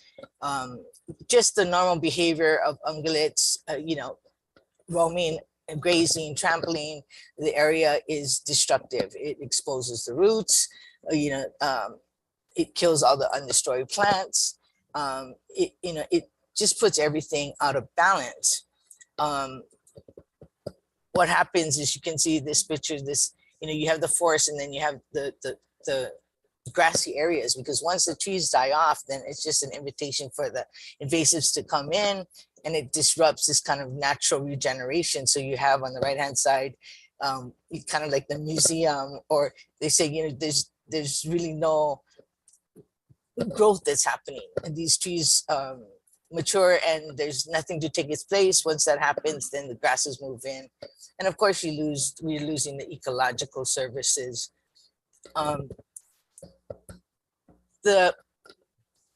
These are the start pits. This is what happens when the forest is not there. It cannot hold the water. The water starts rushing down that slope, and it pulls with it all the soil that is loose, leading to soil erosion. But worse is that it feeds right into the ocean. So now you're contaminating the shoreline resources, the reefs, and then you end up with this kind of erosion of the land. And you see this picture here. This is from the water pulling out the soil, and this tree is gonna eventually fall into the gulch, basically. So that's what we've been having. But there are also, to me, the invisible impacts of the loss of the cultural resources, the loss of cultural traditions, the practices, the protocols, the materials, the tools of the food, the la'au, the healers, the medicine. Basically we have a loss of the cultural knowledge, ability to look at native intelligence, and basically identity is linked to forest. But but this is not meant to be a bummer presentation. It's actually, there is a lot of vision and hope to restore the native forest. And so there is good news. I mean, there's no undeniable, anybody goes to Kahikinui, you cannot help but understand the vistas of that area, the views. You start looking upward to the forest. And although there is less than 10% of the original forest still intact, the good news is that 65% of that is on our land. We have the heart of the forest on our land. And so we have that starting place where we can bring back the forest. We also have people, because reforestation happens with people. We have Native Hawaiian residents there who understand and have taken on the kuleana of community management, having that watchful eyes on the land. And I want to say that, they've always been linked together, the community and the forest. Resettlement of Kahikinui always included the restoration of the forest. And the vision was to restore traditional management principles, ensure the long-term sustainability of the forest to support that community. So in 1993 to 1995, while the beneficiaries were organizing and developing their plans for the kuleana settlement, there was a working committee that was formed that was dedicated to the forest. That working group was comprised of kupuna, Hawaiian leaders, scientists, of course, the beneficiaries from the community, who developed the Kahikinui Forest Reserve Community Management Conceptual Plan. And this plan supported the vision of a symbiotic relationship between the community working to ensure the long-term sustainability of the forest, which in turn would then support the community. So it was kind of setting up this relationship. Central to the vision, they understood that, first and foremost, the feral ungulates was a destructive factor, and in the Mauka area. They understood that fencing would be needed. That was clear. The plan was approved by the commission in 1995. And since that time, there's been a whole slew of meetings and other developments to shore up the resources for the forest. We entered into a memorandum of agreement with the Leeward Haleakala Watershed Restoration Partnership. As this is all of the partners that are part of that partnership. And you can see we have a large part of that land area. And again, the heart of the Kaikinui Forest is on our lands. Under the partnership, there was a management plan that was developed. It was also updated. There was a environmental assessment that was done. You know, we got involved with Firewise and we did a community hazard assessment in the forest. We were having a lot of fires. So that was completed. And in 2011, we did our regional plan for Kahikinui, of which, you know, one of the priority projects was about the forest. This is just kind of like a timeline just to show you the kind of work that was done. I want to highlight that in 2005, you know, funding began for the construction of the fence. So we moved from planning into actually implementing restoration to step one, which was the fence. So all told, and I put these amounts here because I think it's significant that the amount of resources that have been committed to the fence construction and all of these resources funding was outside of DHHL. So we did not have to contribute anything between U.S. Fish and Wildlife Service and DLNR. That's where the money was committed for the fence construction. So it's been a long haul. You know, fencing is a proven method of restoration. You can see the effect of a fence and the forest kind of regenerates. It needs help along the way, but you know, when you're working in this kind of field, it's really challenging. So the terrain is challenging. I think, you know, even Kuli'u had gone to look at the fence and he was saying, this is a complicated fence. They did, you know, having to cross different kind of terrain. And of course, the ever presence of the ungulates, bulls. So fence work was started in 2005, and there were different phases of the fence that was done, and we are at a very momentous time and point in this history of the fence where we're ready to close it.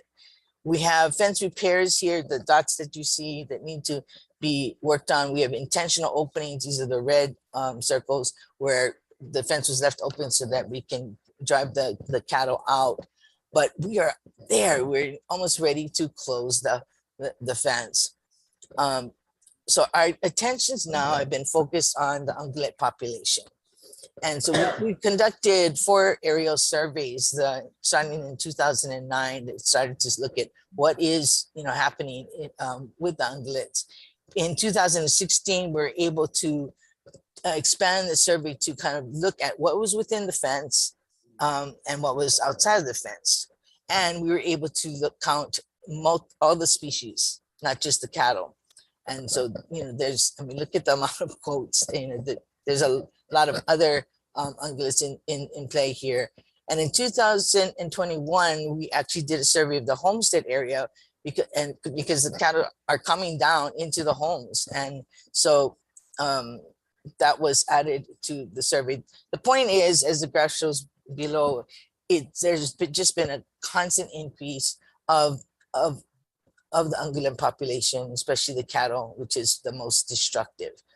So with the focus on ungulate population, we drafted, you know, the ungulate removal plan, and thank goodness we have Kuli on board that can help us and knows what he's doing with regard to the field, so he can present that part. Okay, yeah, so as we're coming down to the point of closing off this 4,500 acre fence, is definitely the gem in Kaikinui, and definitely the impetus and the reason that we're at this point with the ungulate management plan is really protecting those lands. But we also realize that the cattle affect neighboring lands, the lands that surround the fence as well, and also that if we don't deal with the cattle on the outside, so we continue to have issues. So what the draft Kaikinu Ungulate Management Plan, I just have to say thank you to DOFA staff who helped us to draft this. And it really was a collective effort between DGHL and DOFA to draft this plan and try our best to accommodate different efforts and different values. The purpose and use of this plan is to communicate and get agreement on actions to be taken, and to coordinate and guide actions to ensure success. The methods we use, we establish different management zones, identifies management goals and objectives for each zone, identifies ungulate removal target numbers over an 18-month period, and accommodates different ungulate removal methods and values. And when we talk about values, the reoccurring thing that comes from the community is from the Hawaiian community is not wasting of resources.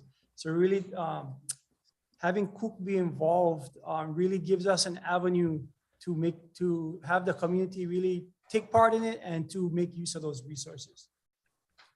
So some guiding principles for this ungulate management plan is that we have to remove them at a quick pace to be successful. This management plan looks at 18 months. We're looking at 18 months for the 4,500 acre area to be totally ungulate free. It's something that is a little bit of a, it's kind of a goal, but it's right there. And it's really, this ungulate management plan is, we're really striving for that 18 month to have this forest that's taken 20 years to get protected. In the next 18 months, really have it at a place that it can start the restoration of those lands. To the extent practical, animals removed will be used for food or to provide direct benefits for beneficiaries. Each method of ungulate removal will be safe, feasible, and effective. I did share a hard copy with you guys of the final draft that we have. So I won't spend too much time on this, but I just wanted to kind of go through the ungulate management plan real quickly and hopefully save some questions when we get to the actual submittal. So the ungulate management zones and ungulate control objectives. So that zone 1, if you see up on the top right, so the zone 1, that is the line that you see there is the 4,500 acre area that has been fenced by with DOFA funds. And that contains what Julie showed in the other slide. On all of Leeward Halakala, in that 4,500 acres contains 65% of the remnant forest across the whole Leeward Halakala. From Kaupo all the way back past Ulupalakua. The best, 65% of the forest that remains in the whole landscape remains within this 4,500 acres area. So it's definitely the reason for all of these actions. So for that area, I'm going to use the term Wawakua is just kind of where that, where Halakala slope intercepts the mist. And even though it's a dry landscape, that mist really is what feeds the forest. So, it's habitat, it's forested watershed. And without those trees, with the mist, without those trees, the water doesn't hit the ground. It doesn't grow grass. It doesn't feed our aquifers. So actually the forest there is 100% necessary for especially in this particular area being misfed. It's critical to watershed function. So the management goal is to restore the forest and watershed and remove all feral ungulates within the fence within 18 months. Zone 2 is the area surrounding the community, and you can see the community there. The community, so within Zone 2. And the management goal for this area is public safety, to prevent damage to homes and infrastructure, and to remove all feral cattle. So just briefly, there's no water in Kaikinui, no water for animals. So a lot of the water that the cattle drink are up in the forest in the fenced area. So after this fence is closed, if cattle remain on the outside, and it comes to the point that they have to choose between, you have a 2,000 pound animal, and if he's starving to death or he's dying of thirst, that those animals are going to compromise the fence to get back to that water. It doesn't happen all the time. Sometimes there's water down below, but as it dries up, that the water source is in the forest. So having cattle on the outside is going to will compromise the fence long term. So even though we're focusing on the fence, knowing that the cattle are going to continue to pose a threat to zone 1 even after the fence is complete. And also when water is scarce, so cattle come into the communities, break people's water tanks. You have big bulls alongside the roads. It's not as safe for children to play and just have a sense of safety in the community. They have been a nuisance to many of the residents. So the ungulate control objective in zone 2 is to remove all feral cattle. Zone 3 is Mauka unfenced areas. It still has remnant forest, but it's not as intact as zone 1. And the management goes there. We do have forest there. Is to reduce the ungulate impacts on natural resources, and again to remove all feral cattle. And even with all the ungulates there, the cattle, it's kind of hard to say exactly, but about 90% of the damage that you see from all the ungulates are going to be from the cattle. They're just large animals.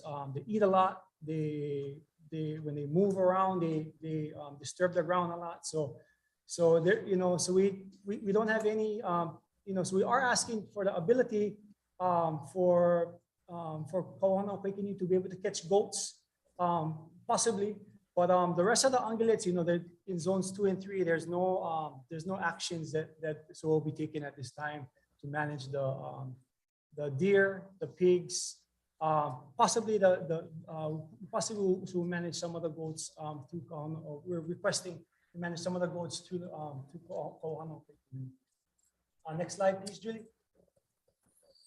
Okay, so we have ungulate management methods. So thank you guys so much for your guys' time. I know it's taking a little while. I'll kind of skip through these things kind of quickly.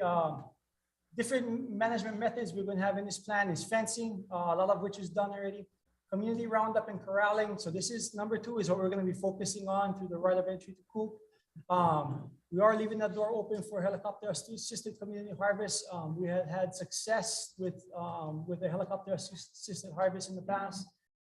Driving to drive animals out of areas, and finally aerial control. So again, fencing.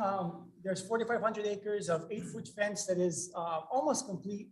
There are a couple openings. There's some work that needs to be done over the next 6 months.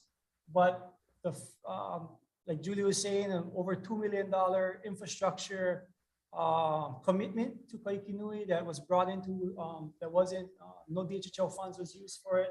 But the fence for zone 1 is almost complete. There's no plans right now to fence zones 2 or 3. And really what the fencing does is allows you to manage different areas, manage the animals in different areas. It really allows for the containment and management of distinct units.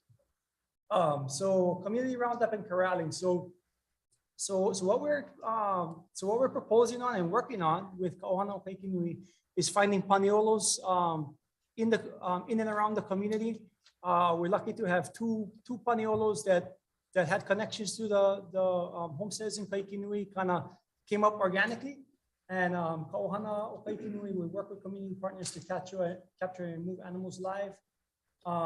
These partners will corral and drive cattle into traps using horses, ATVs, or with the assistance of herding animals.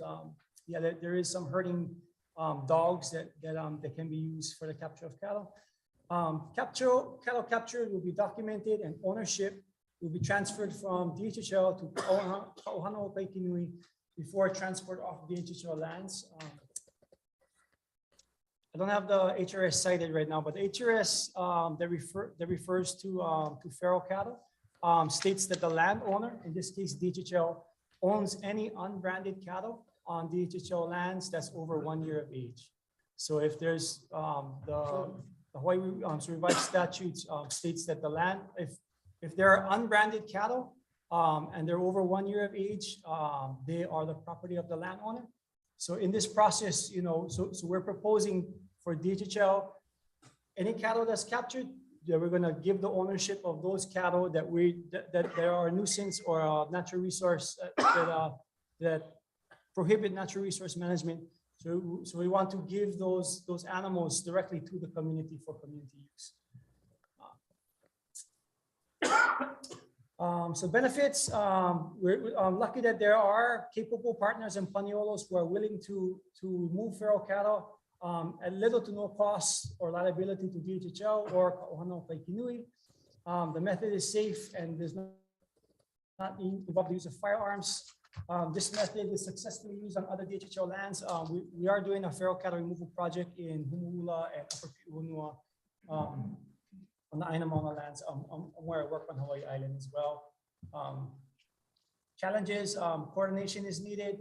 Partners need to be able to cover their operational costs. So these cowboys who are going to come in and help Ka'ohana o Kaikinui, DHHL will transfer the ownership of the cattle to Ka'ohana o Kaikinui, and Ka'ohana o Kaikinui will work with these paniolo partners to figure out how the paniolos will be compensated for their time and efforts, and also what will come to the community. So that still needs to be worked out with Ka'ohana o Kaikinui and the paniolo partners. And is limited by road and infrastructure. So there's little, there's not too many good roads where we can pull out cattle trailers on Kaikinui. So that's one of the things that we're going to be dealing with in this process. These other methods I'm going to go through really quickly. Helicopter assisted community harvest. There was an ROE to Kia Hawaii in the past that allowed for cattle to be hunted in remote areas, and then the helicopters was used to immediately bring those cattle down to where they could be processed and used by the community. So there are concerns. It's very expensive, and also there are safety concerns. We don't have a direct plan to implement on this right now, but we definitely will leave the door open if it can be done safely and if there's funds for it. We can skip to the next slide. So driving of animals, in concept, the fence will be closed in about 6 months is what we're hoping in this ungulated management plan. And in coordination with the final closing of the fence, we're proposing, so we're probably gonna, we don't know exactly how it's gonna work, but hopefully we might be able to get DOFA help or some assistance with helicopter time to be able to, just before we close off the fence and move to more aggressive methods, really try and use the helicopter to push all the animals out of the fence live. So out of zone 1, we do have 4 intentional openings that we hope to be able to drive the animals out of zone 1 live. Really, I think we're really putting in the effort to capture as much of these animals live and reduce the amount of animals that need to be controlled by more aggressive methods. Next one, Julia. So yeah, the final method discussed in this plan is aerial control. And this involves shooting of animals from a helicopter. And this can only be done by DOFA. And this would only be done in zone 1. And I know this is a lot of times, this is a controversial issue. Nobody, including myself, likes to shoot animals from the helicopter, but it is very effective. And the fenced area, this Wawakua, deserves our best efforts. And this is a tool in our tool belt that is effective, safe, and it works immediately. Again, part of the guiding principles of this management plan is to only use this if and when necessary. And that's part of why we are involving different partners, and especially COOP, to try and create avenues where this resource can be used. And really, you know, I hope the ungulate management plan shows that we are trying our best to limit the amount of animals that would have to be controlled from the air. Next slide, Julie. So this is the proposed schedule of operations. It's just a chart that kind of states that, so basically, Ka'ohana o Kaikinui will have access to the zone 1, the fenced area, for 6 months. And the really targeted efforts to try and catch that alive within zone 1 for the first 6 months. And then after the first 6 months, the fence will be closed up. We will move to more aggressive methods. And then live capture will continue in zones 2 and 3 for the 18-month duration of the ungulate management plan. So this is included, this graphic is included in the hard copy as well. If you guys want to take a look at that, and if you guys have any questions, please let me know. And skip to the next slide, please, Julie. So a right of entry to Cook allows for beneficiary access and the use of resources.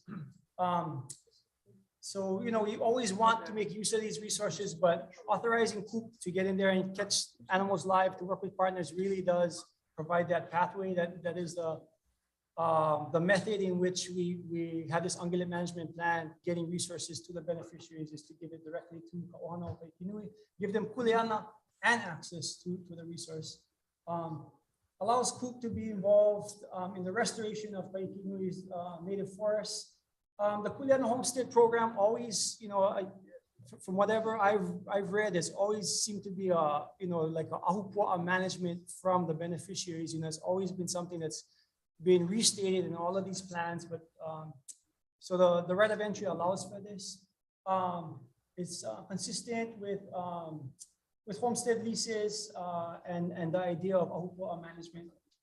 Supports community resource management, and allows Cook to work with community partners to remove feral cattle from Kaikinui. And it's hoped that that Kaikinui, with working with the Paniolos, there's a hope that that through these partnerships they will be a bigger part in the management of the lands surrounding their community. And bringing in the partners really, you know, they're lucky that got some good Paniolos who really understand what it takes to keep the fire load down, to move animals, to care for animals humanely. I think the two partners that Cook will be working with is really going to be resources for the community. For this 18-month time period, and I mean, I hope those partnerships continue towards the management of Kaikinui long term. Next slide, please. So roles and responsibilities under the right of entry. Cook will secure partners and work on agreements for cattle removal. So all the cattle will be given to Cook, and you know, it will for the benefit of the Kaikinui beneficiaries. Past efforts extended those benefits to Maui beneficiaries, but that's going to be Cook's kuleana to be able to distribute that resources to beneficiaries. And assist DHL in verification of cattle removed.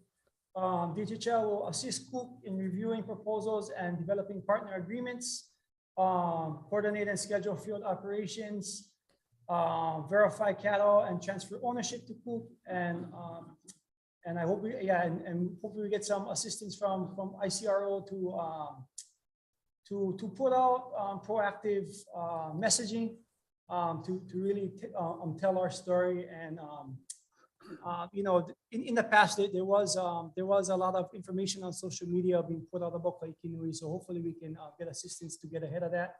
And I will be working with Cook to coordinate and schedule field operations, and also with DOFA, and we will work all the way to verify and transfer ownership of cattle to Cook.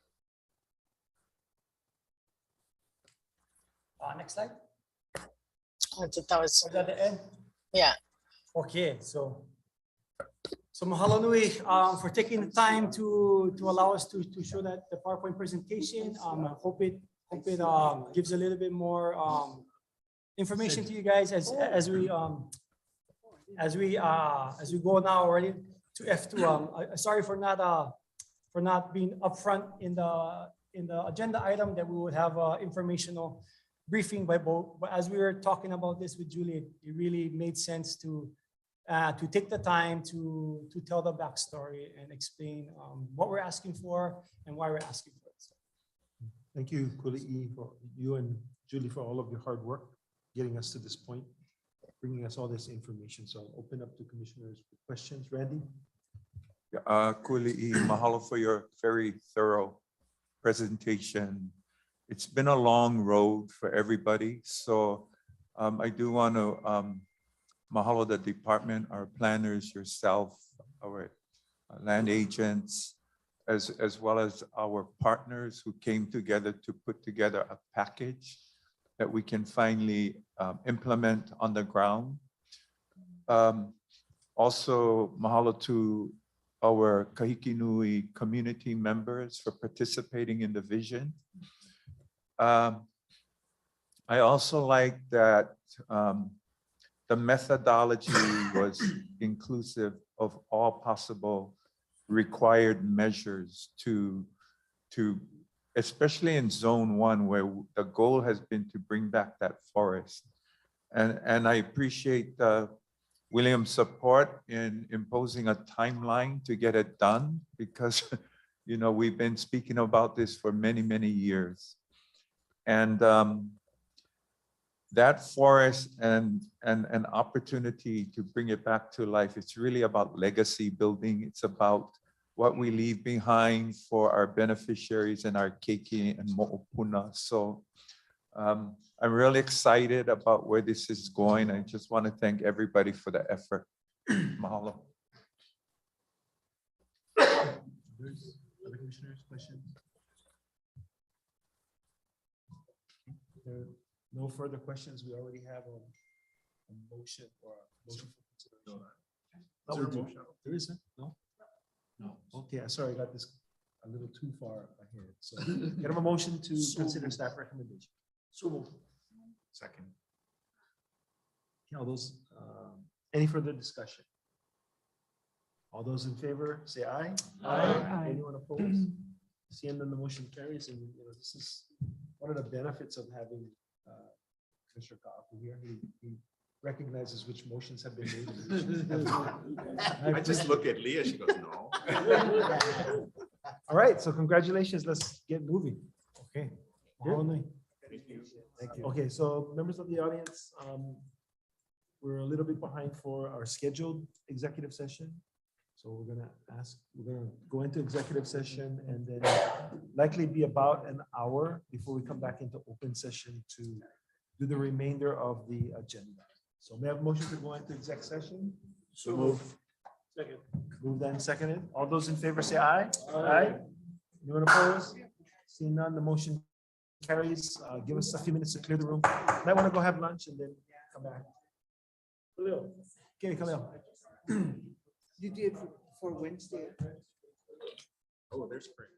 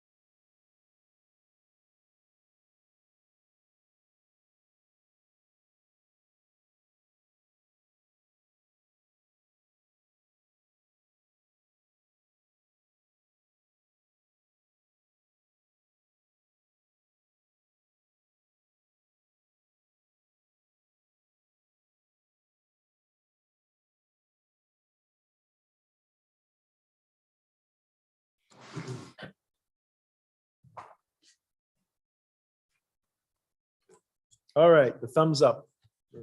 We're good on the virtual side. So we are out of executive session and we have item D13. Commissioners, may I have a motion to consider staff recommendation? So moved. Second. Okay. Okay, is there any further discussion, commissioners? If not, all those in favor say aye. Aye. Anyone opposed? Seeing none, the motion carries. Okay, we'll go back to the F. Yeah, thank you so Oh, much. wait, sit there. Let's try to get this done. There's the regular agenda item of D1. Any question on the reports, the monthly report, so we can excuse Homestead Services one time? It always makes me popular with staff getting their report. Okay, if there are no questions on D1, thank you very much. Thank you, Commission. Thank you, Juan, Chair. Aloha. Kanai, and thank you very, very much. Thank you. Okay, Kahana, agenda item F3. Thank you again, Commissioners. Kahana Albino, Acting Administrator, Land Management Division. Item number F3 is our annual renewals for Oahu Island of right of entry permits. Okay, can I have a recommendation to approve staff? Can I have a motion to approve staff? Second. We moved and second. Any questions for Kahana? Mr. Chair. Yes. Thank you. I have to summarize this one here. Yep. That I'm looking at, Kana. I just a few comments on a couple of these. Under 604. Yep. That item in 604. I understand that they're relocating to Campo Industrial Park. Okay. And so I was wondering about the amount delinquent. Is that something that the department will be? Correct, will be. Disclosing and making sure that when they leave, we get our Correct. And again, I know you had mentioned that. funding back. Yes. And I know you had mentioned that they're leaving. Just again, for the record, Yeah. we It's haven't a large received. amount Yeah. when you look at it, so we will be getting these funds back to our department. Correct. And the other one I had was look at ROE 616. Yep. Specific aisle equipment rentals. This is peer trucking. Yes. PIER. Yeah. So he has an account delinquent also very large, 52,000. Correct. Are we, and it's highlighted yellow. Yep. So are we trying to get our funds for his rent on this Correct. amount? Correct. So all the highlighted ones are all delinquent accounts that we are moving towards collecting and or canceling their license, their right of entry permit. And I know right of entry 636 also highlighted there. Okay, so, but let's go back to 616. So he's been delinquent. That's pretty high. I mean, how was there a COVID reason or why is he so back that high that now it shows on the ROE and account delinquent? Okay, the delinquency, if you look at the account delinquent, there's a total of 52,000, which equals 8,760 and 96 cents. That's for rent, plus the 43,000, which is for utilities. Right. Utilities is a kind of tricky situation on in Kalaeloa because they're on the NAVFAC system, on the Navy system. And in getting the Navy bill, we have to prorate these tenants. And Navy bill usually comes every 3 months. So we have to break it down. And at times the bill is pretty high. Unfortunately, we cannot get monthly billing from the Navy. So we have to deal with the quarterly billing. And I guess I bring this up because I wanted to make note for the record, Pure Trucking has a really large state job. They take care of all your homesteads. They're currently doing all the road division, Okay. paving up the road. And so when I see something like this and it says account delinquent, it kind of put a flag up to me is that he should be responsible for his rent on HHL and to be up to par with his rent when his trucks are all over into the Homestead area with the state job of doing all the repaving of that road. So I just wanted to bring that to your attention. The other one is 636. Correct. Paanui. And the reason I bring this up because I do tours. I literally walk Kalalo and I check and I look at all of this. And the reason I did because it was coming up to this commissioners. And so Paanui, this property here is also as account delinquent cancellation processing. And I'm puzzled because this lot there has been sitting for over 6 years. It's been empty. And what puzzles me is because as a beneficiary and as a commission on this board, when I see our homeland sit there with trash and trucks, over 6 to 8 vehicles, not moving for years and Opala been in that area, I feel so insulted that the land is being destroyed that way. And so, it just, and then you have other people like these people here today is here trying to get property. But then again, looking at that property, nobody's on it. It's been there. And so my question is, when the lot is empty that way and these guys are not there, nobody's there, who pays for the cleanup? Our department, are we going to be responsible to clean that area up? Correct, because it's, We are? yeah, Why? because it's our land. Right, and then we would, Bill them or we would seek assistance from the Attorney General's office to get go our after the funds back? past due. Yeah. Okay, that makes me feel better because I want to make sure that we get our funds back because, but yeah, so, take a look at that property. It's right next to Hunt Development property. Hunt Yeah. is building homes there. And so this property is right on the street On level. Main Street, yeah. And that it is an eyesore. And I hope that we can move forward on that or give somebody who's interested in maintaining that property to bring it up to par and running their business. So that's what I wanted to bring up. Number 527, Waianae Valley Farm. Is that the Nanakuli Ranch? Or where's Waianae Valley Farm LTD?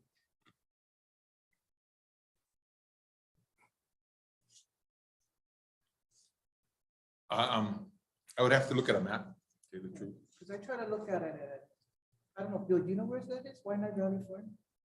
Farm? No. I never, Waianae Valley Farm LTD. I think it's Have to check. Nanakuli Ranch. You can check and maybe Yeah. get back to Commissioner. Because I couldn't find that. So 527, I mean, I know this is a map. 527 is under the Nanakuli region area. You see numbers 511, 527, 585, 586, and 603. So that's in that vicinity, in that red, So that's actually it's the Nanakuli Ranch, yeah. yeah. That's the McGee property then. It kind of caught me because it's like one Nanakuli Valley Farm. But when I kind of look at the TMK and everything with the it's under Nanakuli Ranch. So I was wondering why it's called Waianae Valley LTD. And just lastly, I had another concern. You have one property there. 2014 was under ROE under Soros Trucking. And when I went to go look at that property, You know the right of entry number? it's not here though, but I did flag it on my notes. It's next to FCS Floyd in Okay. Kailua. That property in 2014, it was on the news that it had contaminated lime and it had trash and Okay. everything. And kind of when I went there, it's still there. And I know that he moved out, he vacated. But again, my concern was that property, prime land there under us and the Opala there is that who's going to clean that up and who's going to be paying for it? And so those are just my concerns that I wanted to bring on the floor on these ROEs in Oahu. And if we can look into it and I think, and I know you're short staffed, you can't go there, but I think if we're gonna approve OROEs, then like, we gotta make sure that they're also compliant, paying their rent to the department, so we can be sure that they're not delinquent, you know. And also keeping the property in good form and be so proud that they're on DHHL commercial lots. But thank you for your hard work. Thank you, Mr. Chair. Thank you, Patty. Commissioners? David? Sorry, I was just wondering on the ones that were flagged as being delinquent, are you, is the department? Yeah, I was gonna say, I was gonna ask to have that canceled. Yeah, that was my question. Okay. Other commissioners? Just one more comment, Mr. Chair, thank you. So I understand Connie was here from this morning, and I know they're curious on the F3. Have you communicated to them about? I did communicate to Yeah, him because I know earlier. they have interest and everything like Right. that. And so I just wanted to see if our department could communicate and let them know at least where we're at with the pilot program. Yep. And application process. And I Yes. appreciate that, you know, it's just to know that they are on Hawaiian Home wait list and now they're interested in moving their business, and we'd really like to see us help them. You know, right now I know their trucks are illegally parked, so I know they're in a rush kind of atmosphere. Bind, So yeah. Thank you very much. Thank you. And just to reiterate, again, the contract that we have with our vendor is going to be finished up probably the ending part of this month, by the ending of this month. And then we can get together with the committee, the big committee, and start, you know, negotiating or talking to the Because we vendor. have other requests throughout all of the islands. We've just been waiting for this to occur so we can move forward. Yeah. Chair, can we check with the body of lessees to see if there's an opportunity for other people to sub space within their commercial or industrial lots? On the revocable permits or the right of entry. Right, now, I think we would have to consent to that, but I think that's within your I'd have to double check that, yeah. discretion. Yeah. We'll check what the language Because says. especially for the guys who, they're holding the lease, but they're not using it, you know. Connor was going to Yeah. get checked. We'll get back to you. Any other question? Chair, I'd like to make a few comments. Yes. Both audits in 2020 and 2021 have addressed recommendations to general leases, licenses, and rights of entry, and especially the staffing of the land management division. And it also cites the loss of money that we don't get because of the staffing. So I would just like to ask a question about the staffing. Yes. Where exactly is the staffing at this point? Is Kana the only person in land management? There are, well, go ahead, answer that. How many land agents? We have a statewide? total of 1, 2, 4 in office and 1 on Big Island, so 5, How many here? 4. For you and 3 other No, people? me and 4 other agents, and then we have 1 staff person on the cool Camara, who was here Okay, earlier. I want to commend you for the reporting that you do now, because it's really, really good now. And I think we have seen a great improvement. And I want to emphasize that if you read the audit, it does say that we need to strengthen your area because we lose a lot of money when we don't. And it's because of the staffing. It specifically says that we need to ensure that there's adequate trained staff. So I just want to emphasize. Thank you. I thank you. And we do have in the upcoming budget, starting on July 1st, the legislature did fund additional positions. Okay, And that's so- great because here in the audit, it says in June 2021, 91% or 90 or more days delinquent and we're losing money, 8,797,000. And in 2020, it was 6,016,000 or 79%. So we lose a lot of money when we don't staff them correctly. Thank you. We'll hire them as soon as we can get collecting. Okay, Thank you. I have one more last comment, Mr. Chair. Yes. And this is truly important, and I speak also as a beneficiary and a chairman, and I commend you and your staff. I know since I've been on this board, I continue to hear we lack of staff. But to actually go out and see these ROEs, you have to have staff to inspect these properties. You have properties there that are trash, that are sitting there for years.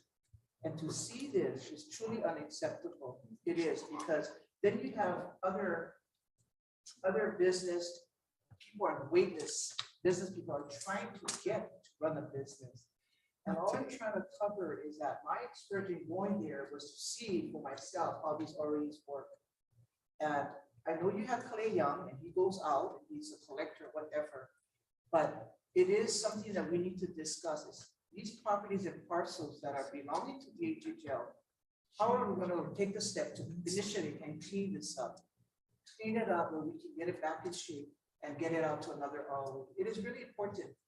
It is painful to see properties sit there like that. I'm not blaming you. Probably back years, it just sits there, you know, or there's issues or court concerns, you know, things like that. But it's just seeing some of these property being used that way or not in compliance. And my other one is a lot of these ROEs, from my understanding, they're not supposed to live on it.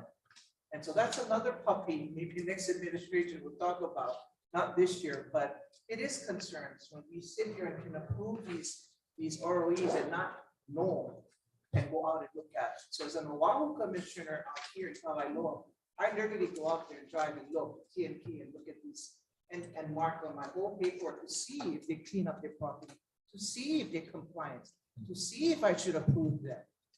You know, but just a comment, and I appreciate everybody. Thank you. Thank you, Patty. There are no further comments or questions. All those in favor, say aye. Aye. Is anyone opposed? Yes. No, so I just want to make sure that Make sure, the yeah. approval was, Contingent upon the cancellation, right? no. Canceling just the canceling highlighting. the three Oh. delinquent. Yes. Yes, that's the understanding. Thank you. What was the motion? I'm sorry, Mr. Chair. Was to approve the submittal except for the, Three highlighted. okay, so there was, just for the record, it was unanimous, so I don't have to ask for Thank you. a roll Kahana. call. Thank you. Thank you, Kahana. F4, Item number four,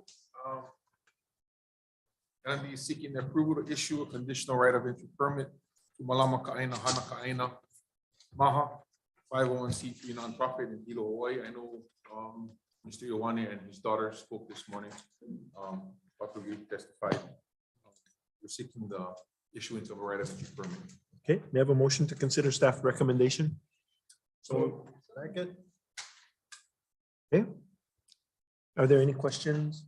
We had public testimony on that this morning. I think. Okay, so there are no questions. All those in favor say aye. Aye. Anyone opposed?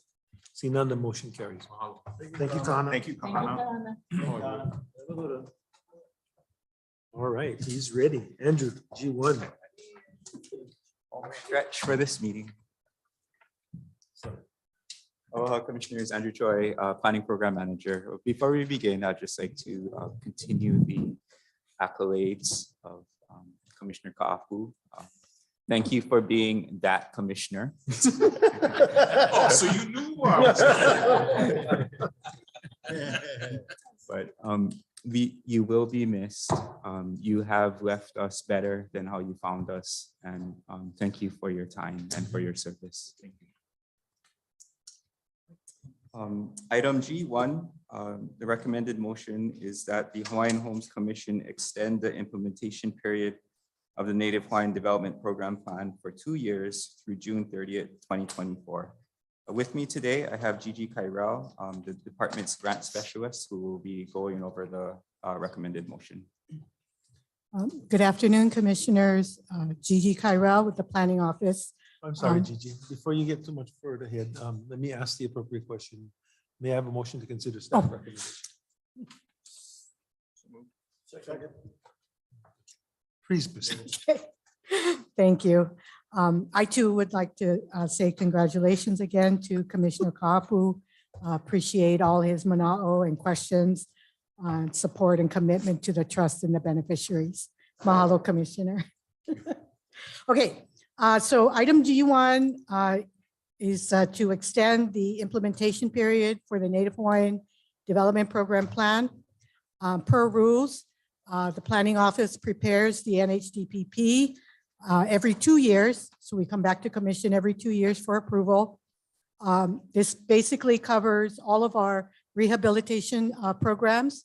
So our Hale program, where they do the financial literacy classes and homeownership counseling. It covers our grants program, our CTAR ag technical assistance and pastoral assistance for lessees. So it encompasses all those different programs. We are planning to continue the same services to our beneficiaries. This year as well, we are proposing our standard $1 million budget for the NERF, Native Hawaiian Rehabilitation Fund, for the grants program. So that's pending your approval later with the budget. And secondly, we are proposing $7.5 million of new funds into the NHDPP that'll allow us to provide more grants out to the community. And that also is pending commission budget approval later today. I do want to just mention the KCDC project that you folks heard about earlier. Those were one of the very, very original projects through the Kulia Ikanu'u program, where we provided funding and land to our homesteaders. And that is one of the projects we've long awaited for, to see the blessing and the construction starting soon. That was one of 8 homestead projects across the state that we provided lots of funding and technical assistance. And also just for your information, since many of you are fairly new, the Kulia Ikanu'u program was a very comprehensive capacity building program. We had a lot of resources back then. We provided grants, land, training, one-on-one technical assistance, and statewide conferences. So many of what we are seeing today, like the KCDC project, was born from that Kulia program.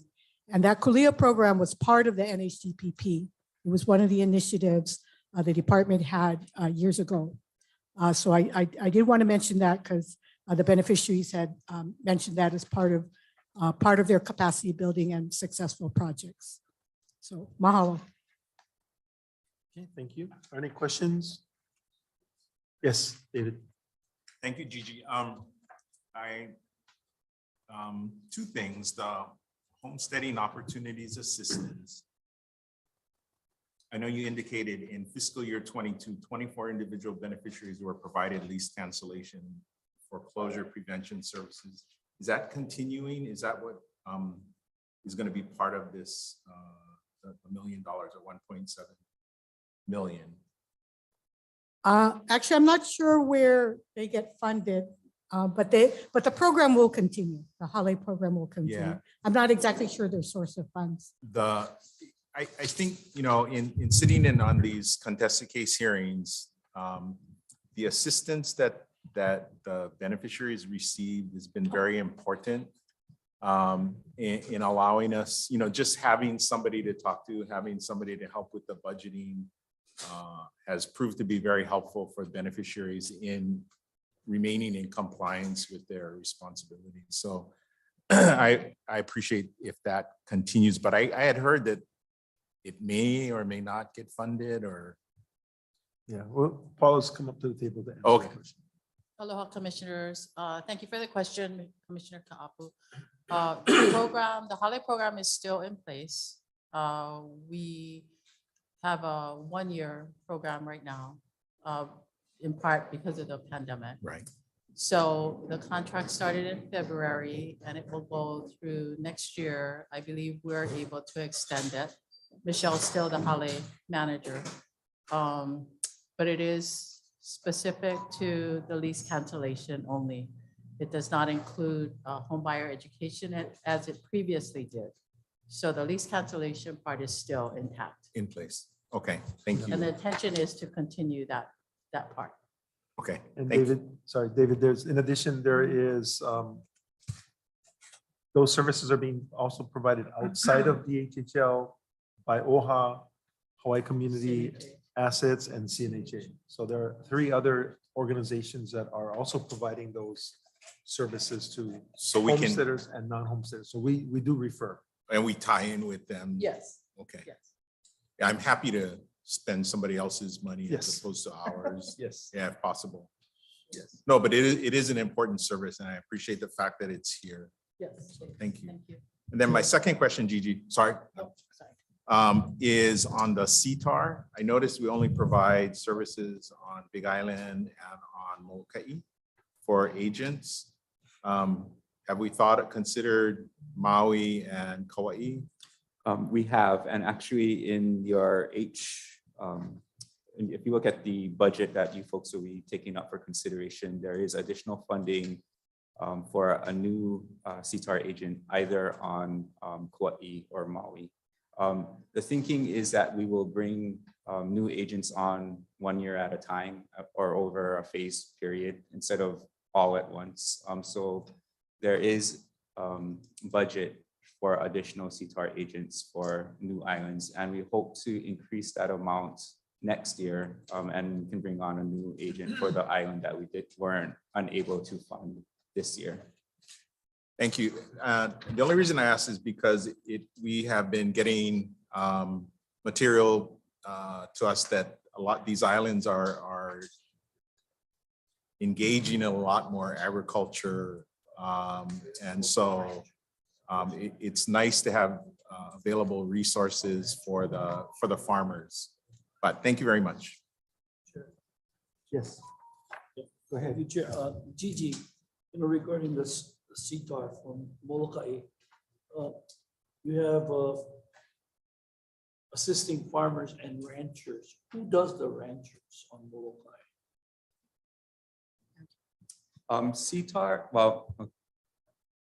CTAR provides an ag extension agent. Yeah, that's Glenn Tevis, right?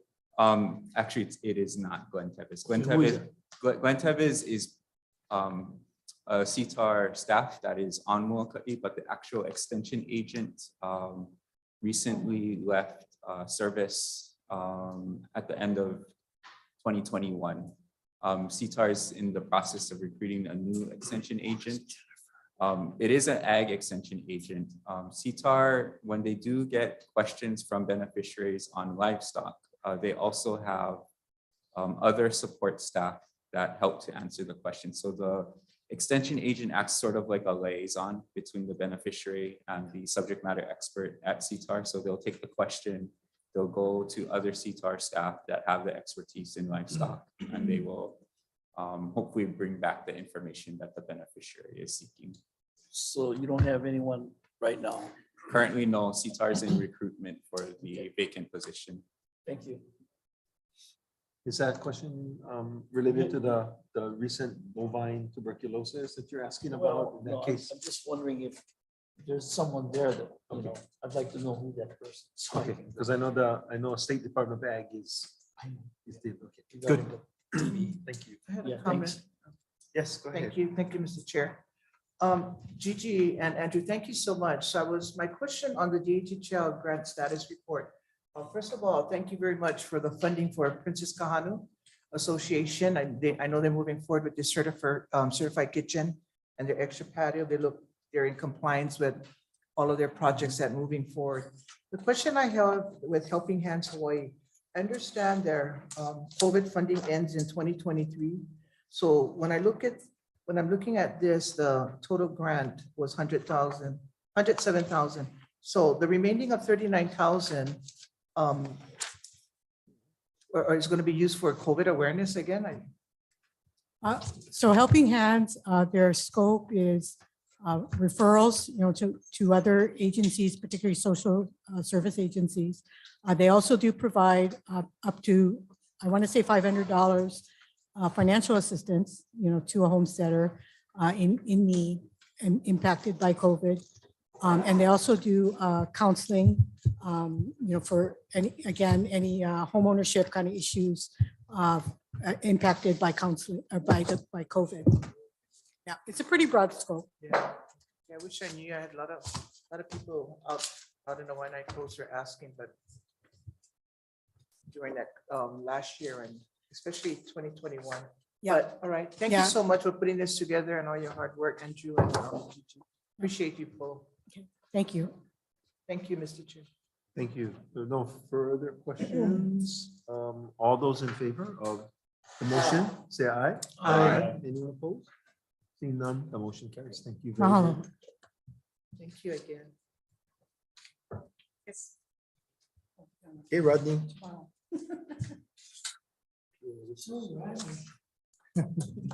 Hey, Rodney. How you, Rodney? Is it nice to be welcome to the table with that? The answer is yes. Good afternoon, Commissioners. Item number H1. The recommended motions are: 1, approval of the fiscal year 2023 Department of Hawaiian Homeland's budget and authorize the chairman to shift funding of expenditures between cost elements and funds as warranted, but not to exceed the total budget, and any shift in funding between cost elements by the chair shall not exceed $500,000. 2, approval of fiscal year 2022 development budget and allow for amounts not encumbered in fiscal year 2022 to be encumbered in fiscal year 2023. For the development budget items, allow the chair's authority to shift funding between cost elements not to exceed $1 million. 3, approval to transfer $22 million from the Hawaiian Home Administration account to the Hawaiian Home Operating Fund. Okay, can I have a motion to consider Rodney's recommendation? Second.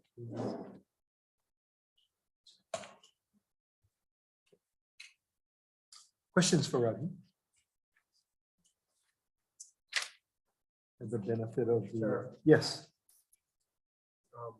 During the workshop, we're talking about the open positions and how we have 200 approved positions, 181 budgeted positions, correct?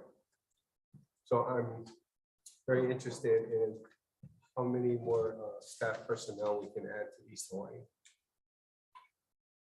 Or what's in the numbers that's out there.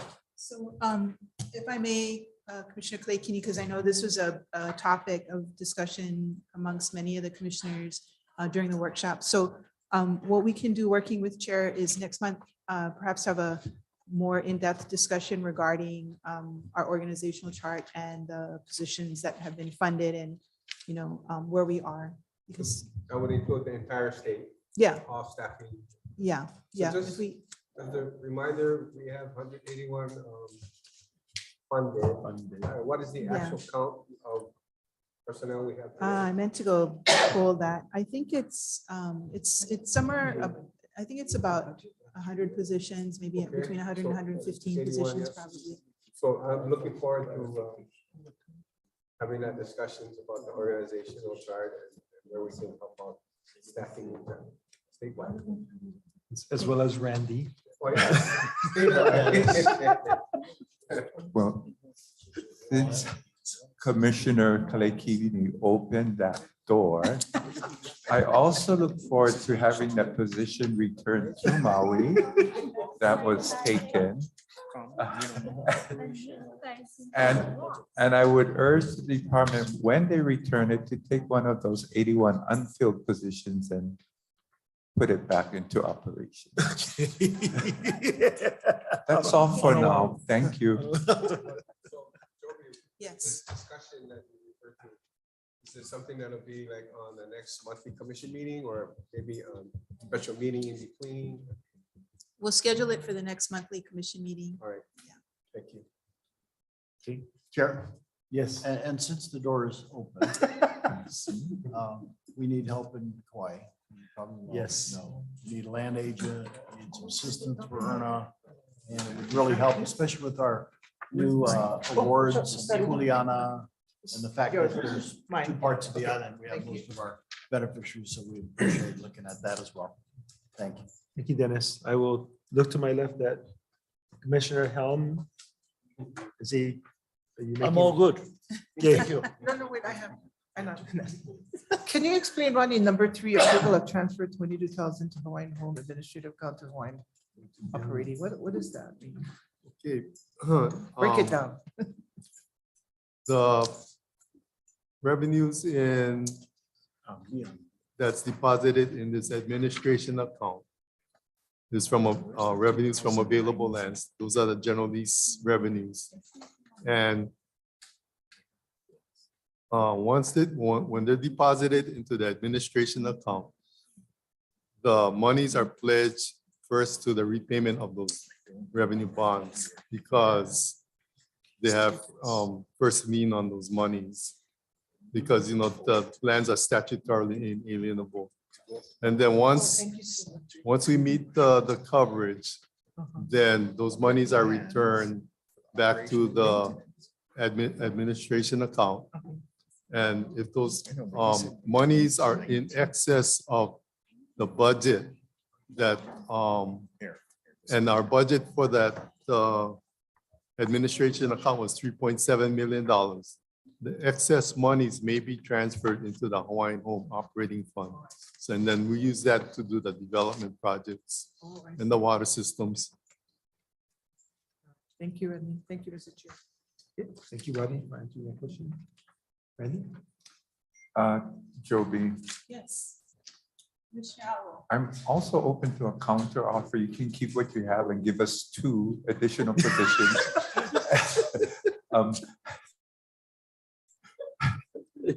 But the more I think about this, I think this is a good opportunity for the commissioners to have a discussion with their staff and to engage them in what they think they really need, and then we can come back with So a counter offer. with all due respect, Commissioner Awol. Oh, no can. Okay. Yeah.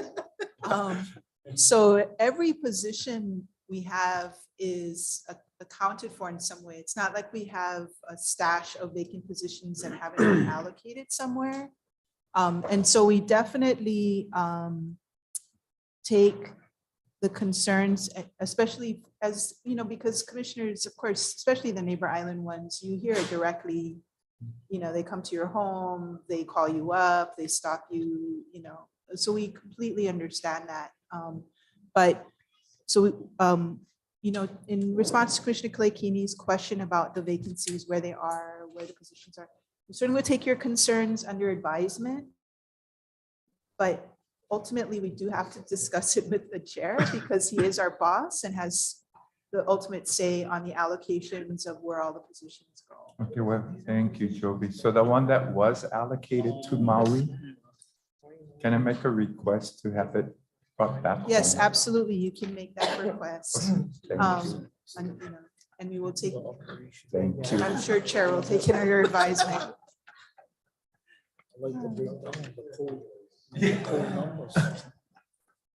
Any other questions regarding agenda item H1? Okay, if not, all those in favor say aye. Aye. Anyone opposed? Seeing none, the motion carries. Agenda item H2. Okay, Thank you, item- Commissioners. Item number H2, it is recommended that the commission approve the transfer of the entire receipts deposited in the Hawaiian Home Receipts Fund as of June 30, 2022 to the Hawaiian Home General Loan Fund. Okay, may I have a motion to consider staff recommendation?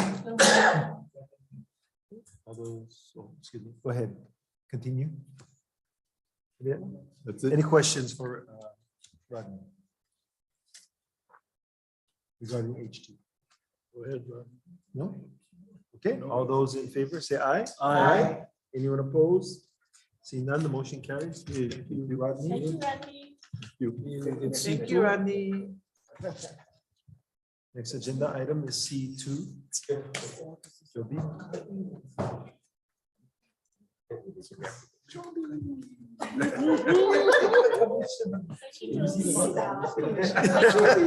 I know.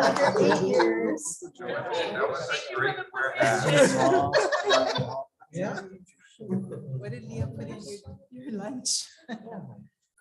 Commissioners, item C2 is just a status report of the waitlist Reduction Act Permitted Interaction Group. It's pretty a pretty high level status report. We did want to check back in. I think the committee wanted to check back in with the commission. There's been a lot of dialogue on the innovative new programs, but in an abundance of caution, it still needs to be vetted and discussed with the Attorney Generals, our counsel. But the Land Development Division does have, I think, a presentation.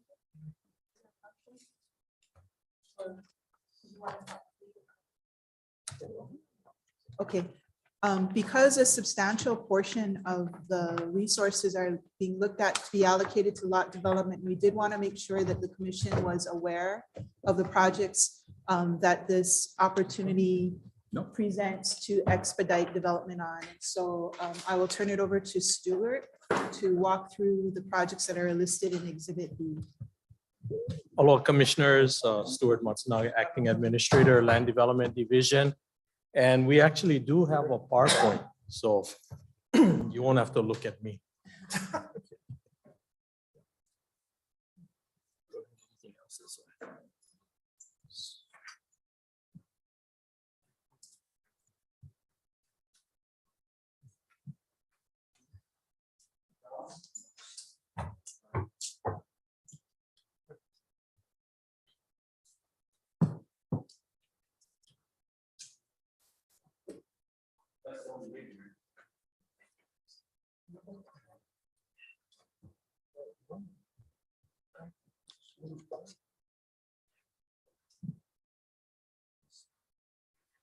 This is what they're going to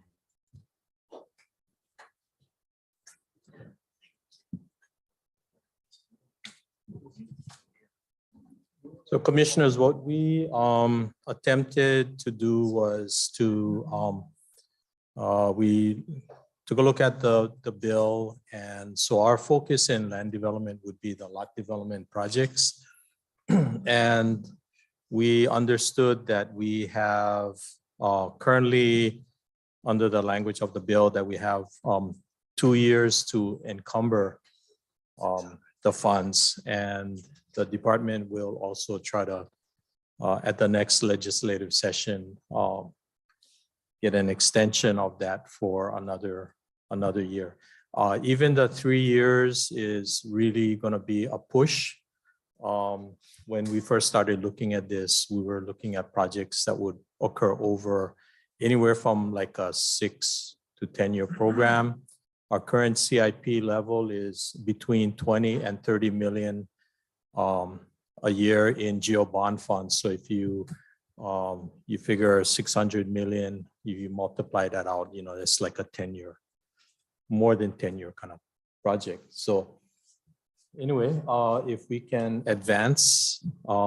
So what we did was we took a look at every island where we could provide additional homestead opportunities. We also took into consideration the preferences in the beneficiary study. We looked at the numbers of applicants on each island and took all of that into consideration to try to put a program that was, on a statewide level. And so, start with the island of Hawaii and Honolulu Subsistence Ag Lots Phase 2. So this would be the second phase of many in Honolulu, likely in the Mauka section. We'll start designs in fiscal 22, which is the current. And so we have a contract on board, and with construction starting in fiscal year 24. Next slide, please. Stuart, can I ask you a quick question? As you go through the different projects. Can you break down how many are rental and how many are not? Okay, I will do. So like that, for that 40, they're all. These are subsistence ag leases. Okay, thank you for that question. La'iopua development. First up would be La'iopua Village 2, which would be 200 single-family units for primarily for lease. I think in all of these projects, we will also look at the market for rentals or for other types of besides turnkey development, but basically leasing with some thought to rentals. In La'iopua, we also have Village 1, which would be developed a couple years after Village 2. And a similar situation there, 200 lots, primarily leasing. Primarily, but we haven't determined yet how much of that might be rental. Correct. So these projects, we're going to be putting out requests for proposals. And so we are going to be looking at a developer to do all of the planning, design, and construction. And so I think that we'll always have to take a look at various forms of leasing and housing to address the market. We've done turnkey primarily in the past, and we've had some difficulty with the market on that. So I think it's in our interest to look at a lot of different types of leasing and as well as rentals. Chair. Yes. So Stuart, that was going to be my question, is that, you know, although we've built a number of homes, we haven't been able to sell all of them, I think, in La'iopua. So I'm wondering if the market is going to support 400 more homes, if there's demand for that, so that we can fill it. And if we can't fill it, maybe either got to do the rent to own, or the rent to rent option. Right. And to provide homes, right? And I know we haven't gone into that before, but I'm just wondering, because of the demand and the cost of the houses, right? Right. In the Akau subdivision, we have rent with option to purchase. That one is struggling because of just the lack of availability of tax credit financing and the high demand across the state at HHFTC. So I think what's going to happen is, as we go through the development of Village 2, then we will see what the market is like. And then we may have to go and retool Village 1 or look at other projects. So Village 1 is scheduled further out to allow us time to go through the development of Village 2, and then we'll see where that goes. Thank you. So yeah, this list is not by all means like carved in stone. And so I think every year that we go through this process, we will have to evaluate our success in the marketplace with the development agreements, or as we go through our invitation for bid. We don't know what the construction climate is going to be like with recession, with fuel costs, other issues like that. Okay. Can we get to next slide, please? In Hanapepe, we have Hanapepe residence lots, phase 2. And we have approximately 80 residential lots that are currently in design right now. We are projecting to go out to bid this project later this year. And Actually, it's in early part of next year. So this is one that we know it can go pretty quickly in the first year. And these will all be residential leases. So the number in the exhibit is 75, but it's actually 80. Yeah, excuse me for that. So we were actually able to carve out a few more lots. There may be adjustment in the lot count because we're going through the plan review with the county, and there's still some issues with Your best lot right infrastructure. now is 80. Yes, sir.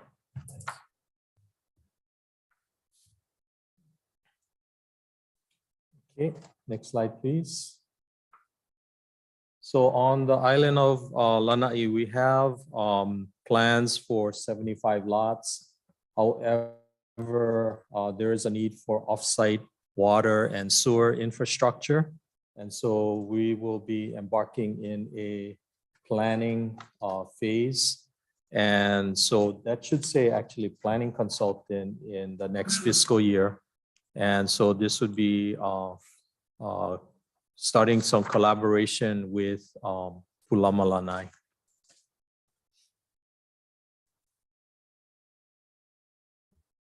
So on Maui, first project up is Pu'unane Homestead, and a total of 161 lots. 131 will be turnkey, 24 will be vacant lots. And we will be going out to bid before the end of the year on this project. No rental. No rental. Stuart, sorry, what determines the turnkey, the size of the house? So like 3-bedroom, 2-bath, 4-bedroom, 2-bath. Do we ever do like 1-bedroom, 1-bath in these turnkey? So it provides like a starter type home? Okay, how we started this project was a land acquisition development agreement. And so developers submitted proposal, which included their menu of housing with options. And so we have typically in the past, the demand has been for like 3s and 4s, but with the 24 vacant lots, the selectees of those lots can build whatever meets their financial qualifications. So if it is a tiny home, if it is like working with habitat, then those are possibilities. There are no DCCNRs for this community, so it's pretty much open to whatever meets county standard.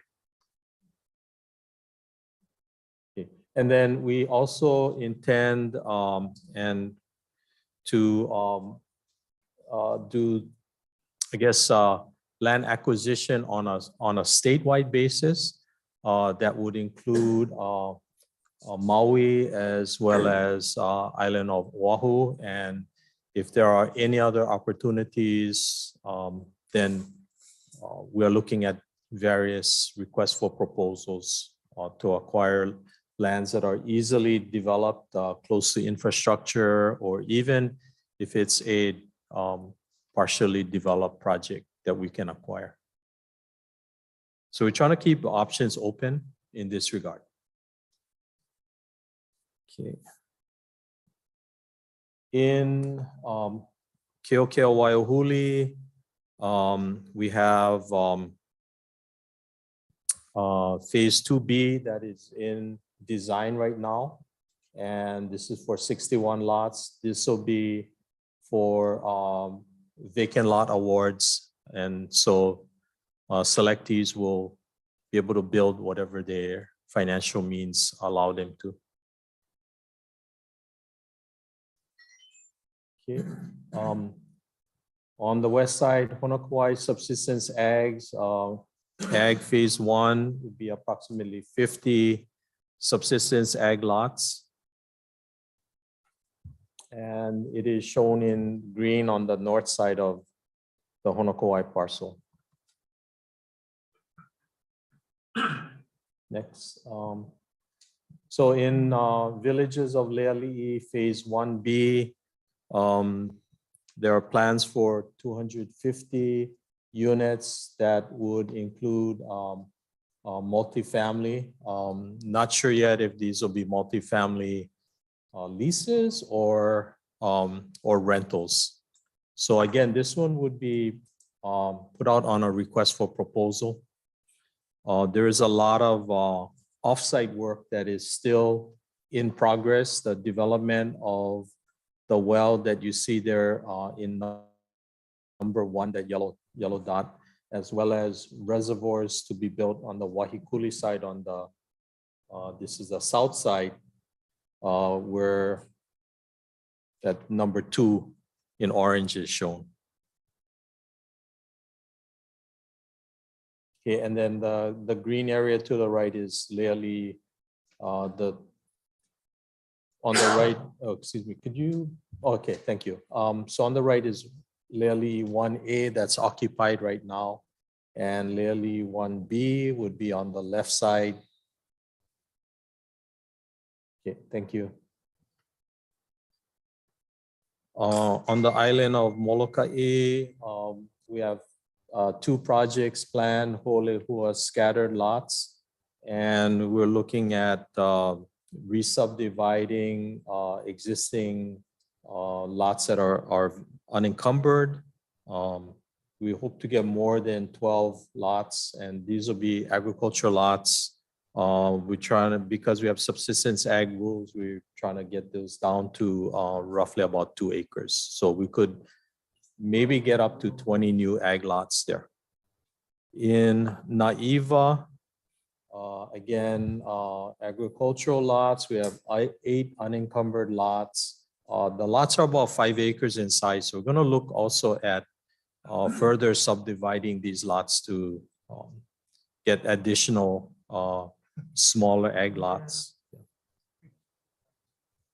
Okay, next, please. In Kaupea, in the villages of Kapolei, that 9-acre lot is currently available, and currently Chair is negotiating with HHFDC for its acquisition. So we're really close to, very close to that. It can provide approximately 60 lots. Did we once own that now? No. No. We never. It's owned that. always villages of HHFDC. Okay. And that one, red versus. This one is something that we're still contemplating, whether how we would actually carve it up and what the mix, if anything, would be like. There's a lot of turnkey in East Kapolei with vacant lots. There might be an opportunity if there are availability of tax credits to do a rent with option to purchase to add to our toolbox in Kapolei. What makes this potential acquisition attractive is, of course, it's near the sewer, it's near the water, near the roads. So Was that gonna be a park? depends on who you talk to. HHFDC always intended it for development.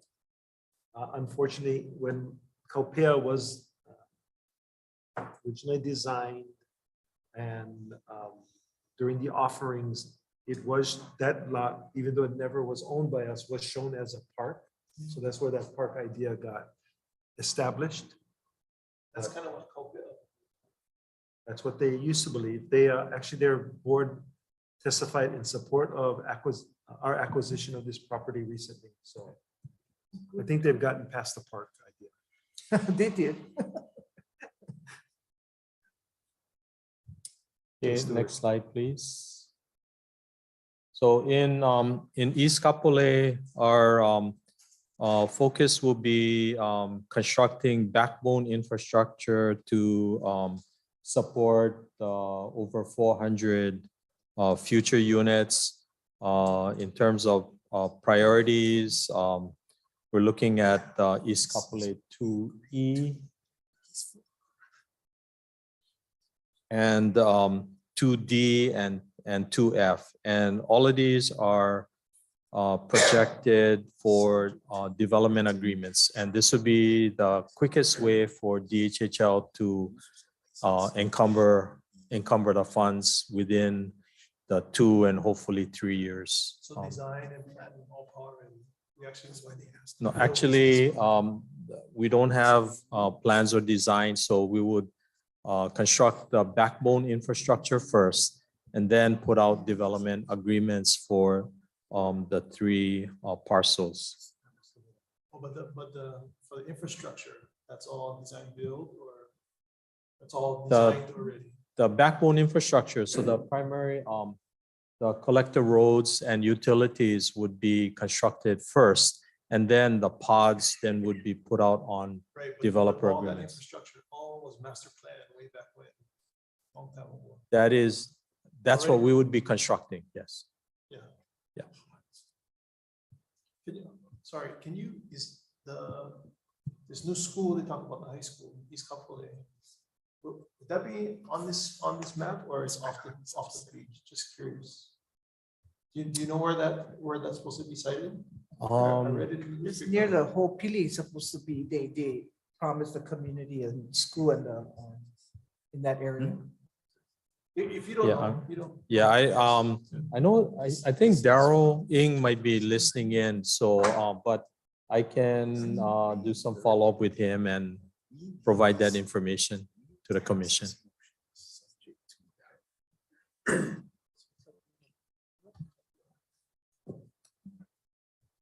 Okay, and then next slide, please. So the last project is Maili development. And so this one is going through the final EA shortly. It's approximately 40 acres, mixture of single family, multifamily, and 250 to 340 lots. I think we listed it on our list at 280, sort of right in the middle. This is Voice of America, yeah? That is, yeah, yes, that is correct. Single family, multifamily, and then townhouse. So this one again would be on a development agreement basis. So you see, it could be a number of different things, yes.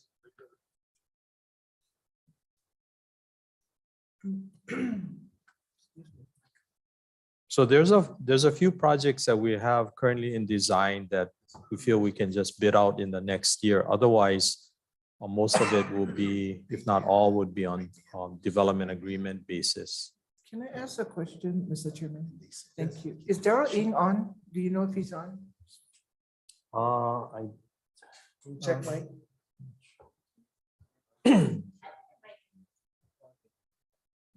Because we're talking about mining, the Voice of America property, and so I'm curious about the other property, the former Ulukekikui. What's happening with that property and where are we with that? I don't know if we have to invite Mr. Cully Watson back, Mr. Chair, but what's happening with that I property? believe he recently received some funding from the county. However, along with that funding came requirement of doing an EA. Oh, so that's not our requirement, it's a requirement of his funding. So I think that's what he's trying to work on now. Hopefully that's enough funding that he can, if the EA is not an issue, then he can move forward with the project. Okay, good. Oh, okay, thank you.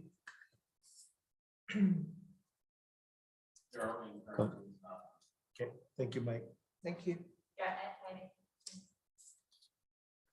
Yeah, Kalamai, okay. Thank you.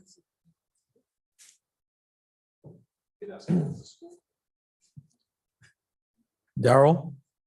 We Not had here. questions about Uluke Kukui from Commissioner Tiruya. We had questions about Uluke Kukui from Commissioner Tiruya. We had questions about Uluke Kukui from Commissioner Tiruya.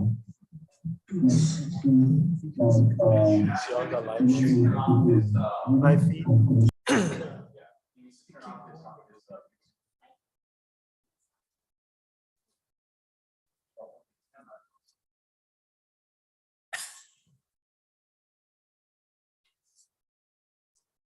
It's okay, the humbug. I got my answer from Jim. Okay. Yeah, right now staff is, we're you. coming up to the end of the fiscal year. We have some funding that is at risk. And so all the staff working on contracts and getting funds released. And so they've been really tied up. So there's Daryl. Daryl, the question was, what is the current status of Uluke Kukui?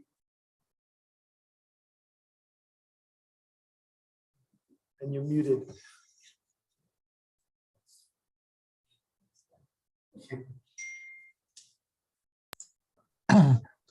Oh, sorry, yeah.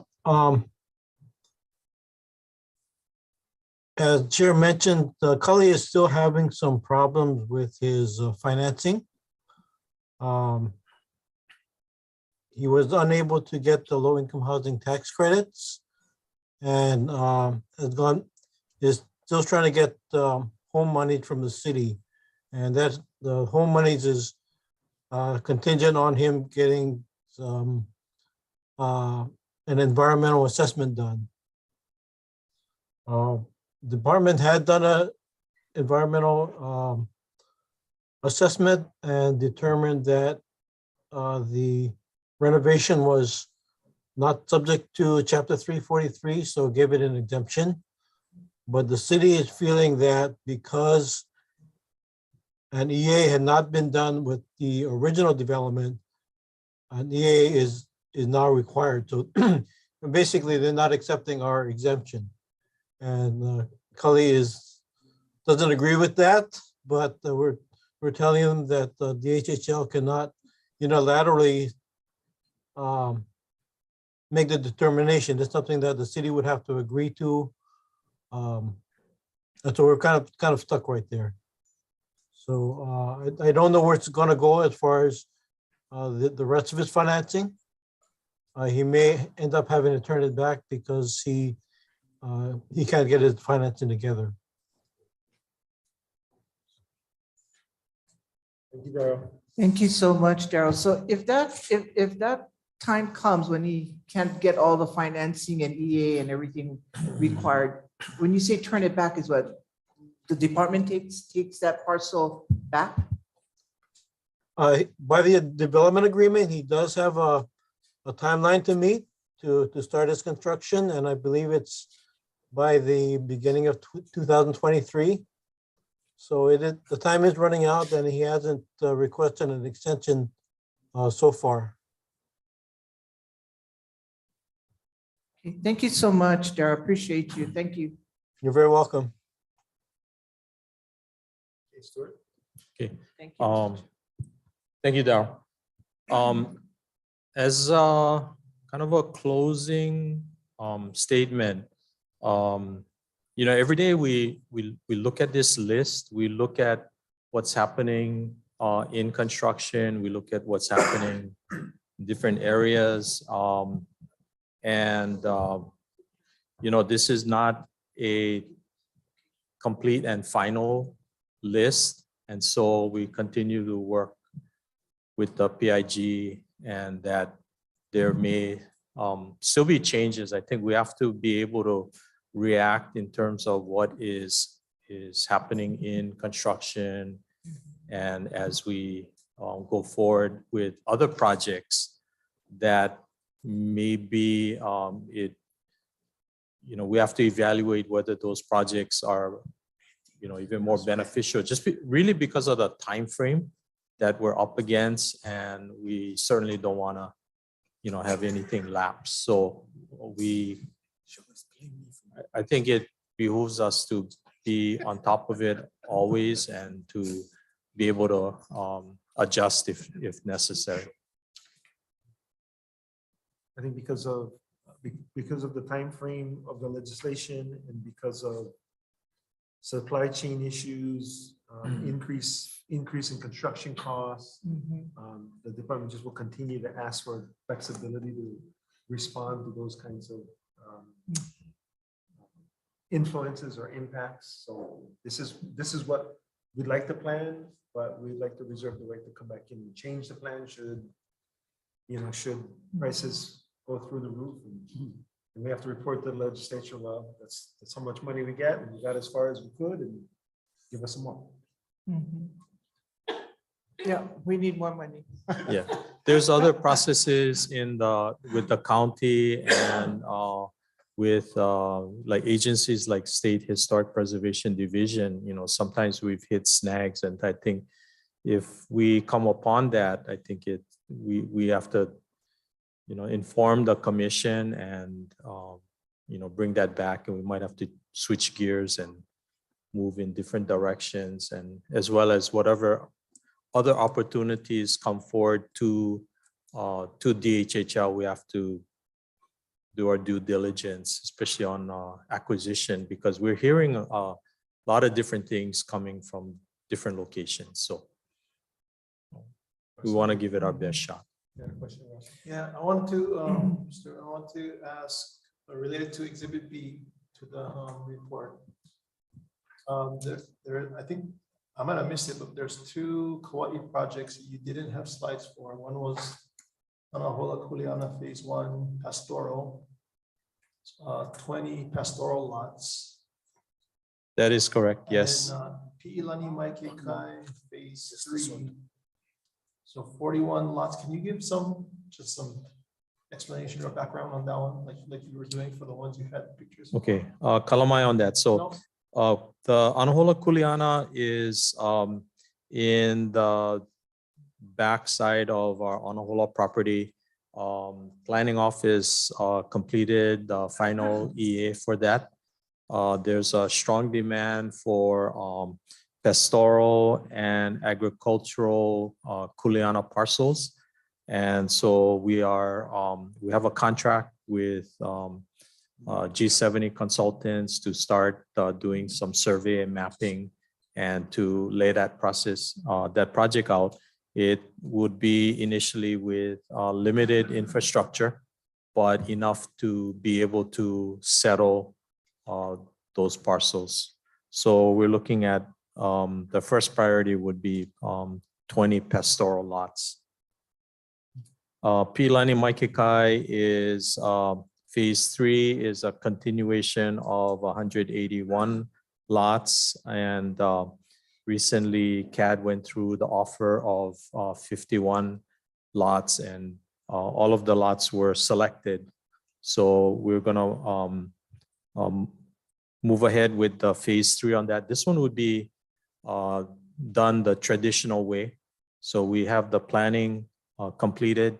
So this would be design and construction. And all leases. This would be leases, yes. And we would, I think, continue the vacant lot award process for this area. Sure. Sorry. Go ahead. There's Russell. one more on the bottom. There's the land acquisition, 300 lots. Can you just provide some of the breakdown of that 300? I think one of them is the Evo parcel, right? The Evo down by end of the road. Oh, I see the former NOAA site. Yeah. Yeah, so that parcel is actually acquired already. Okay, so that's not. So that's not part of this. So this land acquisition would primarily involve Kaupea, which would be 60 lots, and Central Maui, we're looking at approximately 200 lots. And what we wanted to ask for is some flexibility, and that's why we kept it as statewide, because in case there are other opportunities, we wanted to be able to move quickly rather than detailing it in a specific on a specific island. So this was a rough estimate. Our target was 2,000 units. And so again, some of these numbers are subject to change. They could be added to, or they could be deleted or reduced. What about the property on this side of Kaupana? Is that part of that? That is, Phase 2. No, that's a land acquisition. I mean, the land swap between the county for the Hart site. So the county appropriated some additional monies to make up the difference in value. Now this information goes to the Department of Interior to give their blessing to the finalizing the land swap. And then that land comes into our inventory. We can consider housing or consider other uses. So don't take this the wrong way, but this 300 number is a plug number. We're just filling in the polka to get to the 2,000 or so lots, or is it actually like there's some, the list is going to change, but there's some, at least we're considering, projects or right now, 260 is solid. 260. Okay, thank you. Mr. Chair, can I quickly ask Joby a question since she's here? So I need to clarify because I continue to hear this and it's in our town meeting and it's been said in our neighborhood board meeting by Senator Shimabukuro. Is part of the $600 million allocated for and promised for Voice of America? She made a really strong statement in our community, and so I wanted to understand that money that is allocated in ledge, this past ledge on the 600 million. So the language of the bill is very permissive to the commission to determine how those resources are to be spent.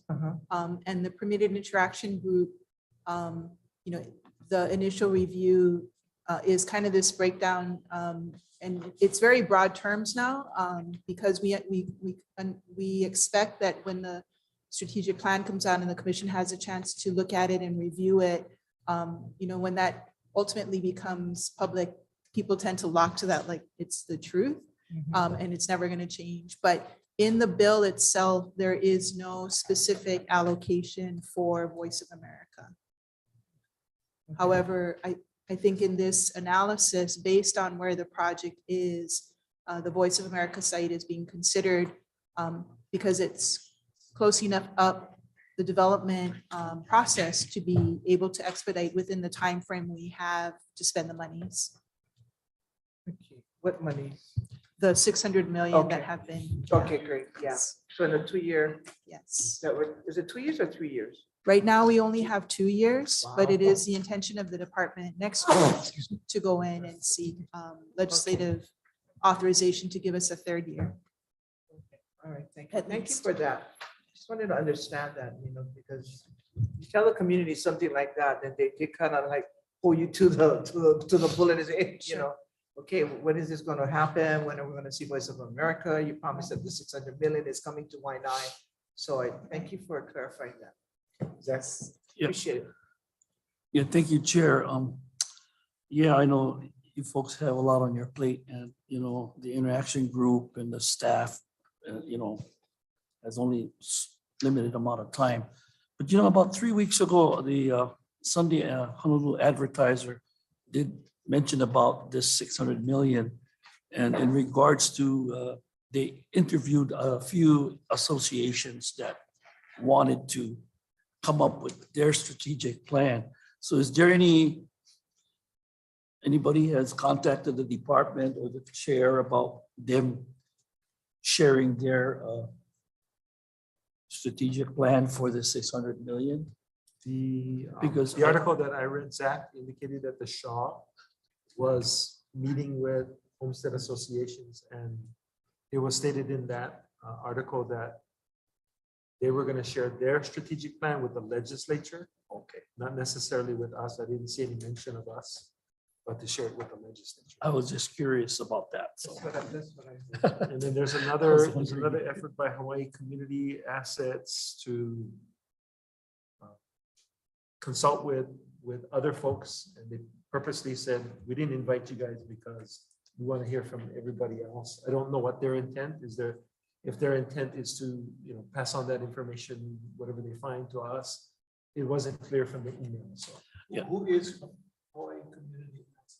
Hawaii Community Assets is a nonprofit that does, And who's the people? Hawaiian Community Assets was initially started in Maui by Kehau Filimoiatu and Blossom Fitera.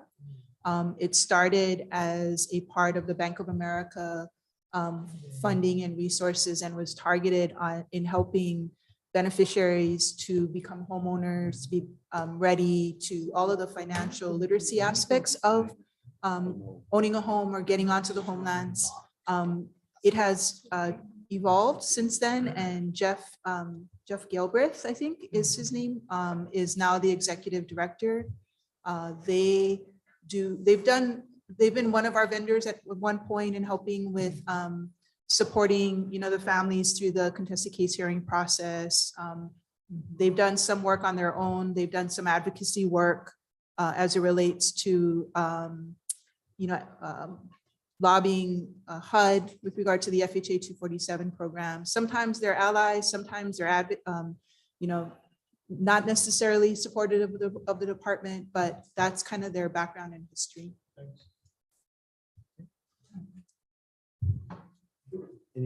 Anything else? William. Yes, oh, sorry. Very quick question. Yes. I touched on this at our budget hearing, but I'm not sure if I asked this question.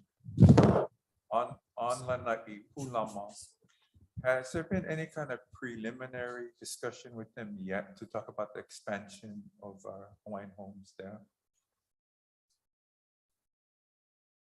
Okay. All right, that answers my question. Thank you. Last question, sorry. So Stuart, in acquiring these lots, I know you were looking primarily for Oahu and Maui? And Maui. Okay. So are you looking for any particular size lot, or, like 50 acres and above, or? I think we're open to almost anything. It really depends on if there's offsite infrastructure, if there's water credits. Exactly.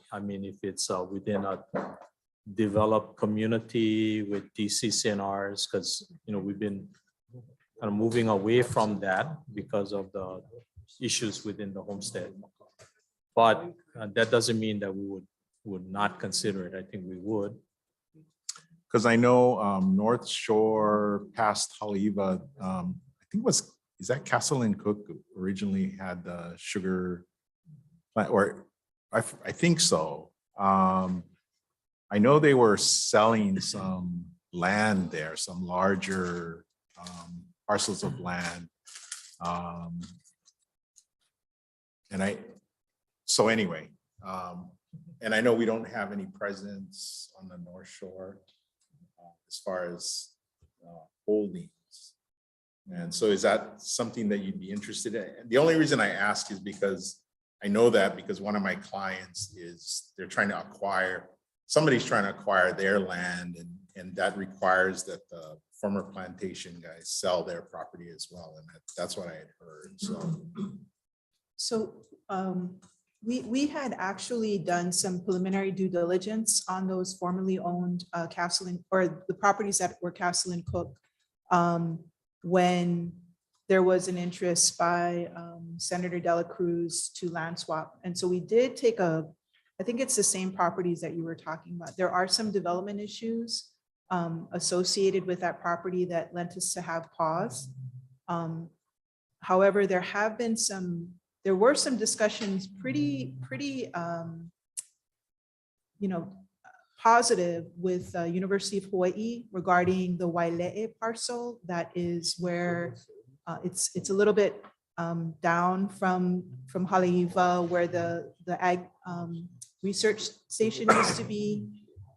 You know, they've had some interest in potentially providing those properties to DHHL. And so prior to the pandemic, there were, you know, several discussions, but we just have not been able to move forward on that. But there may be an opportunity there. Those are some really nice lands as well.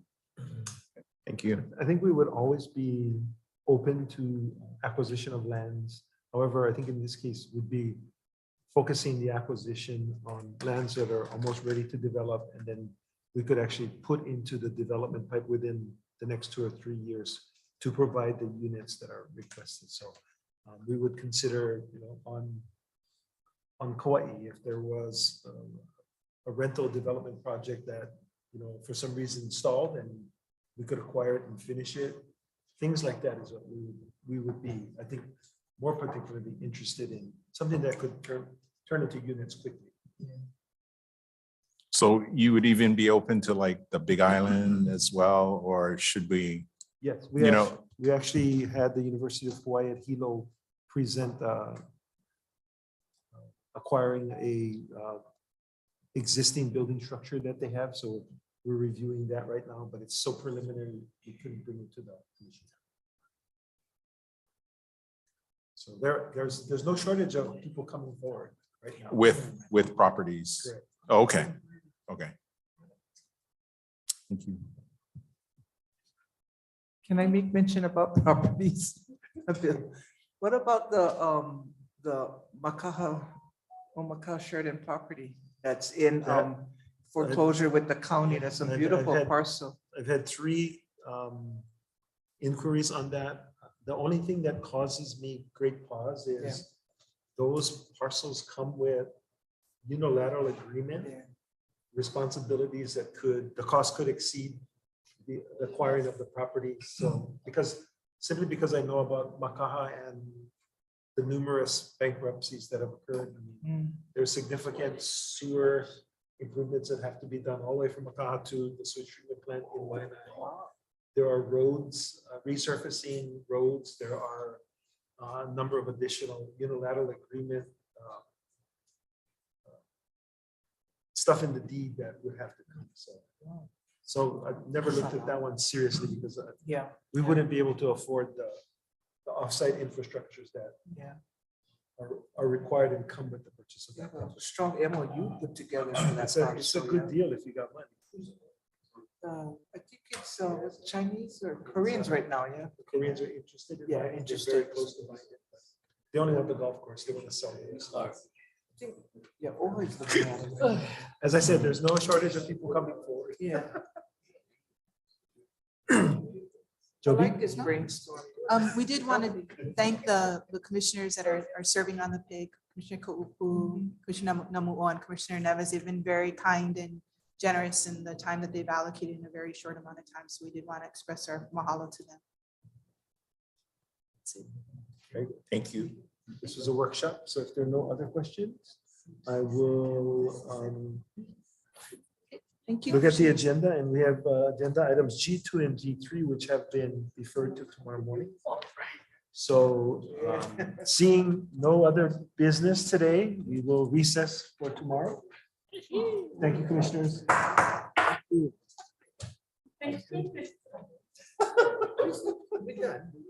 Yes, for today. Did I do something?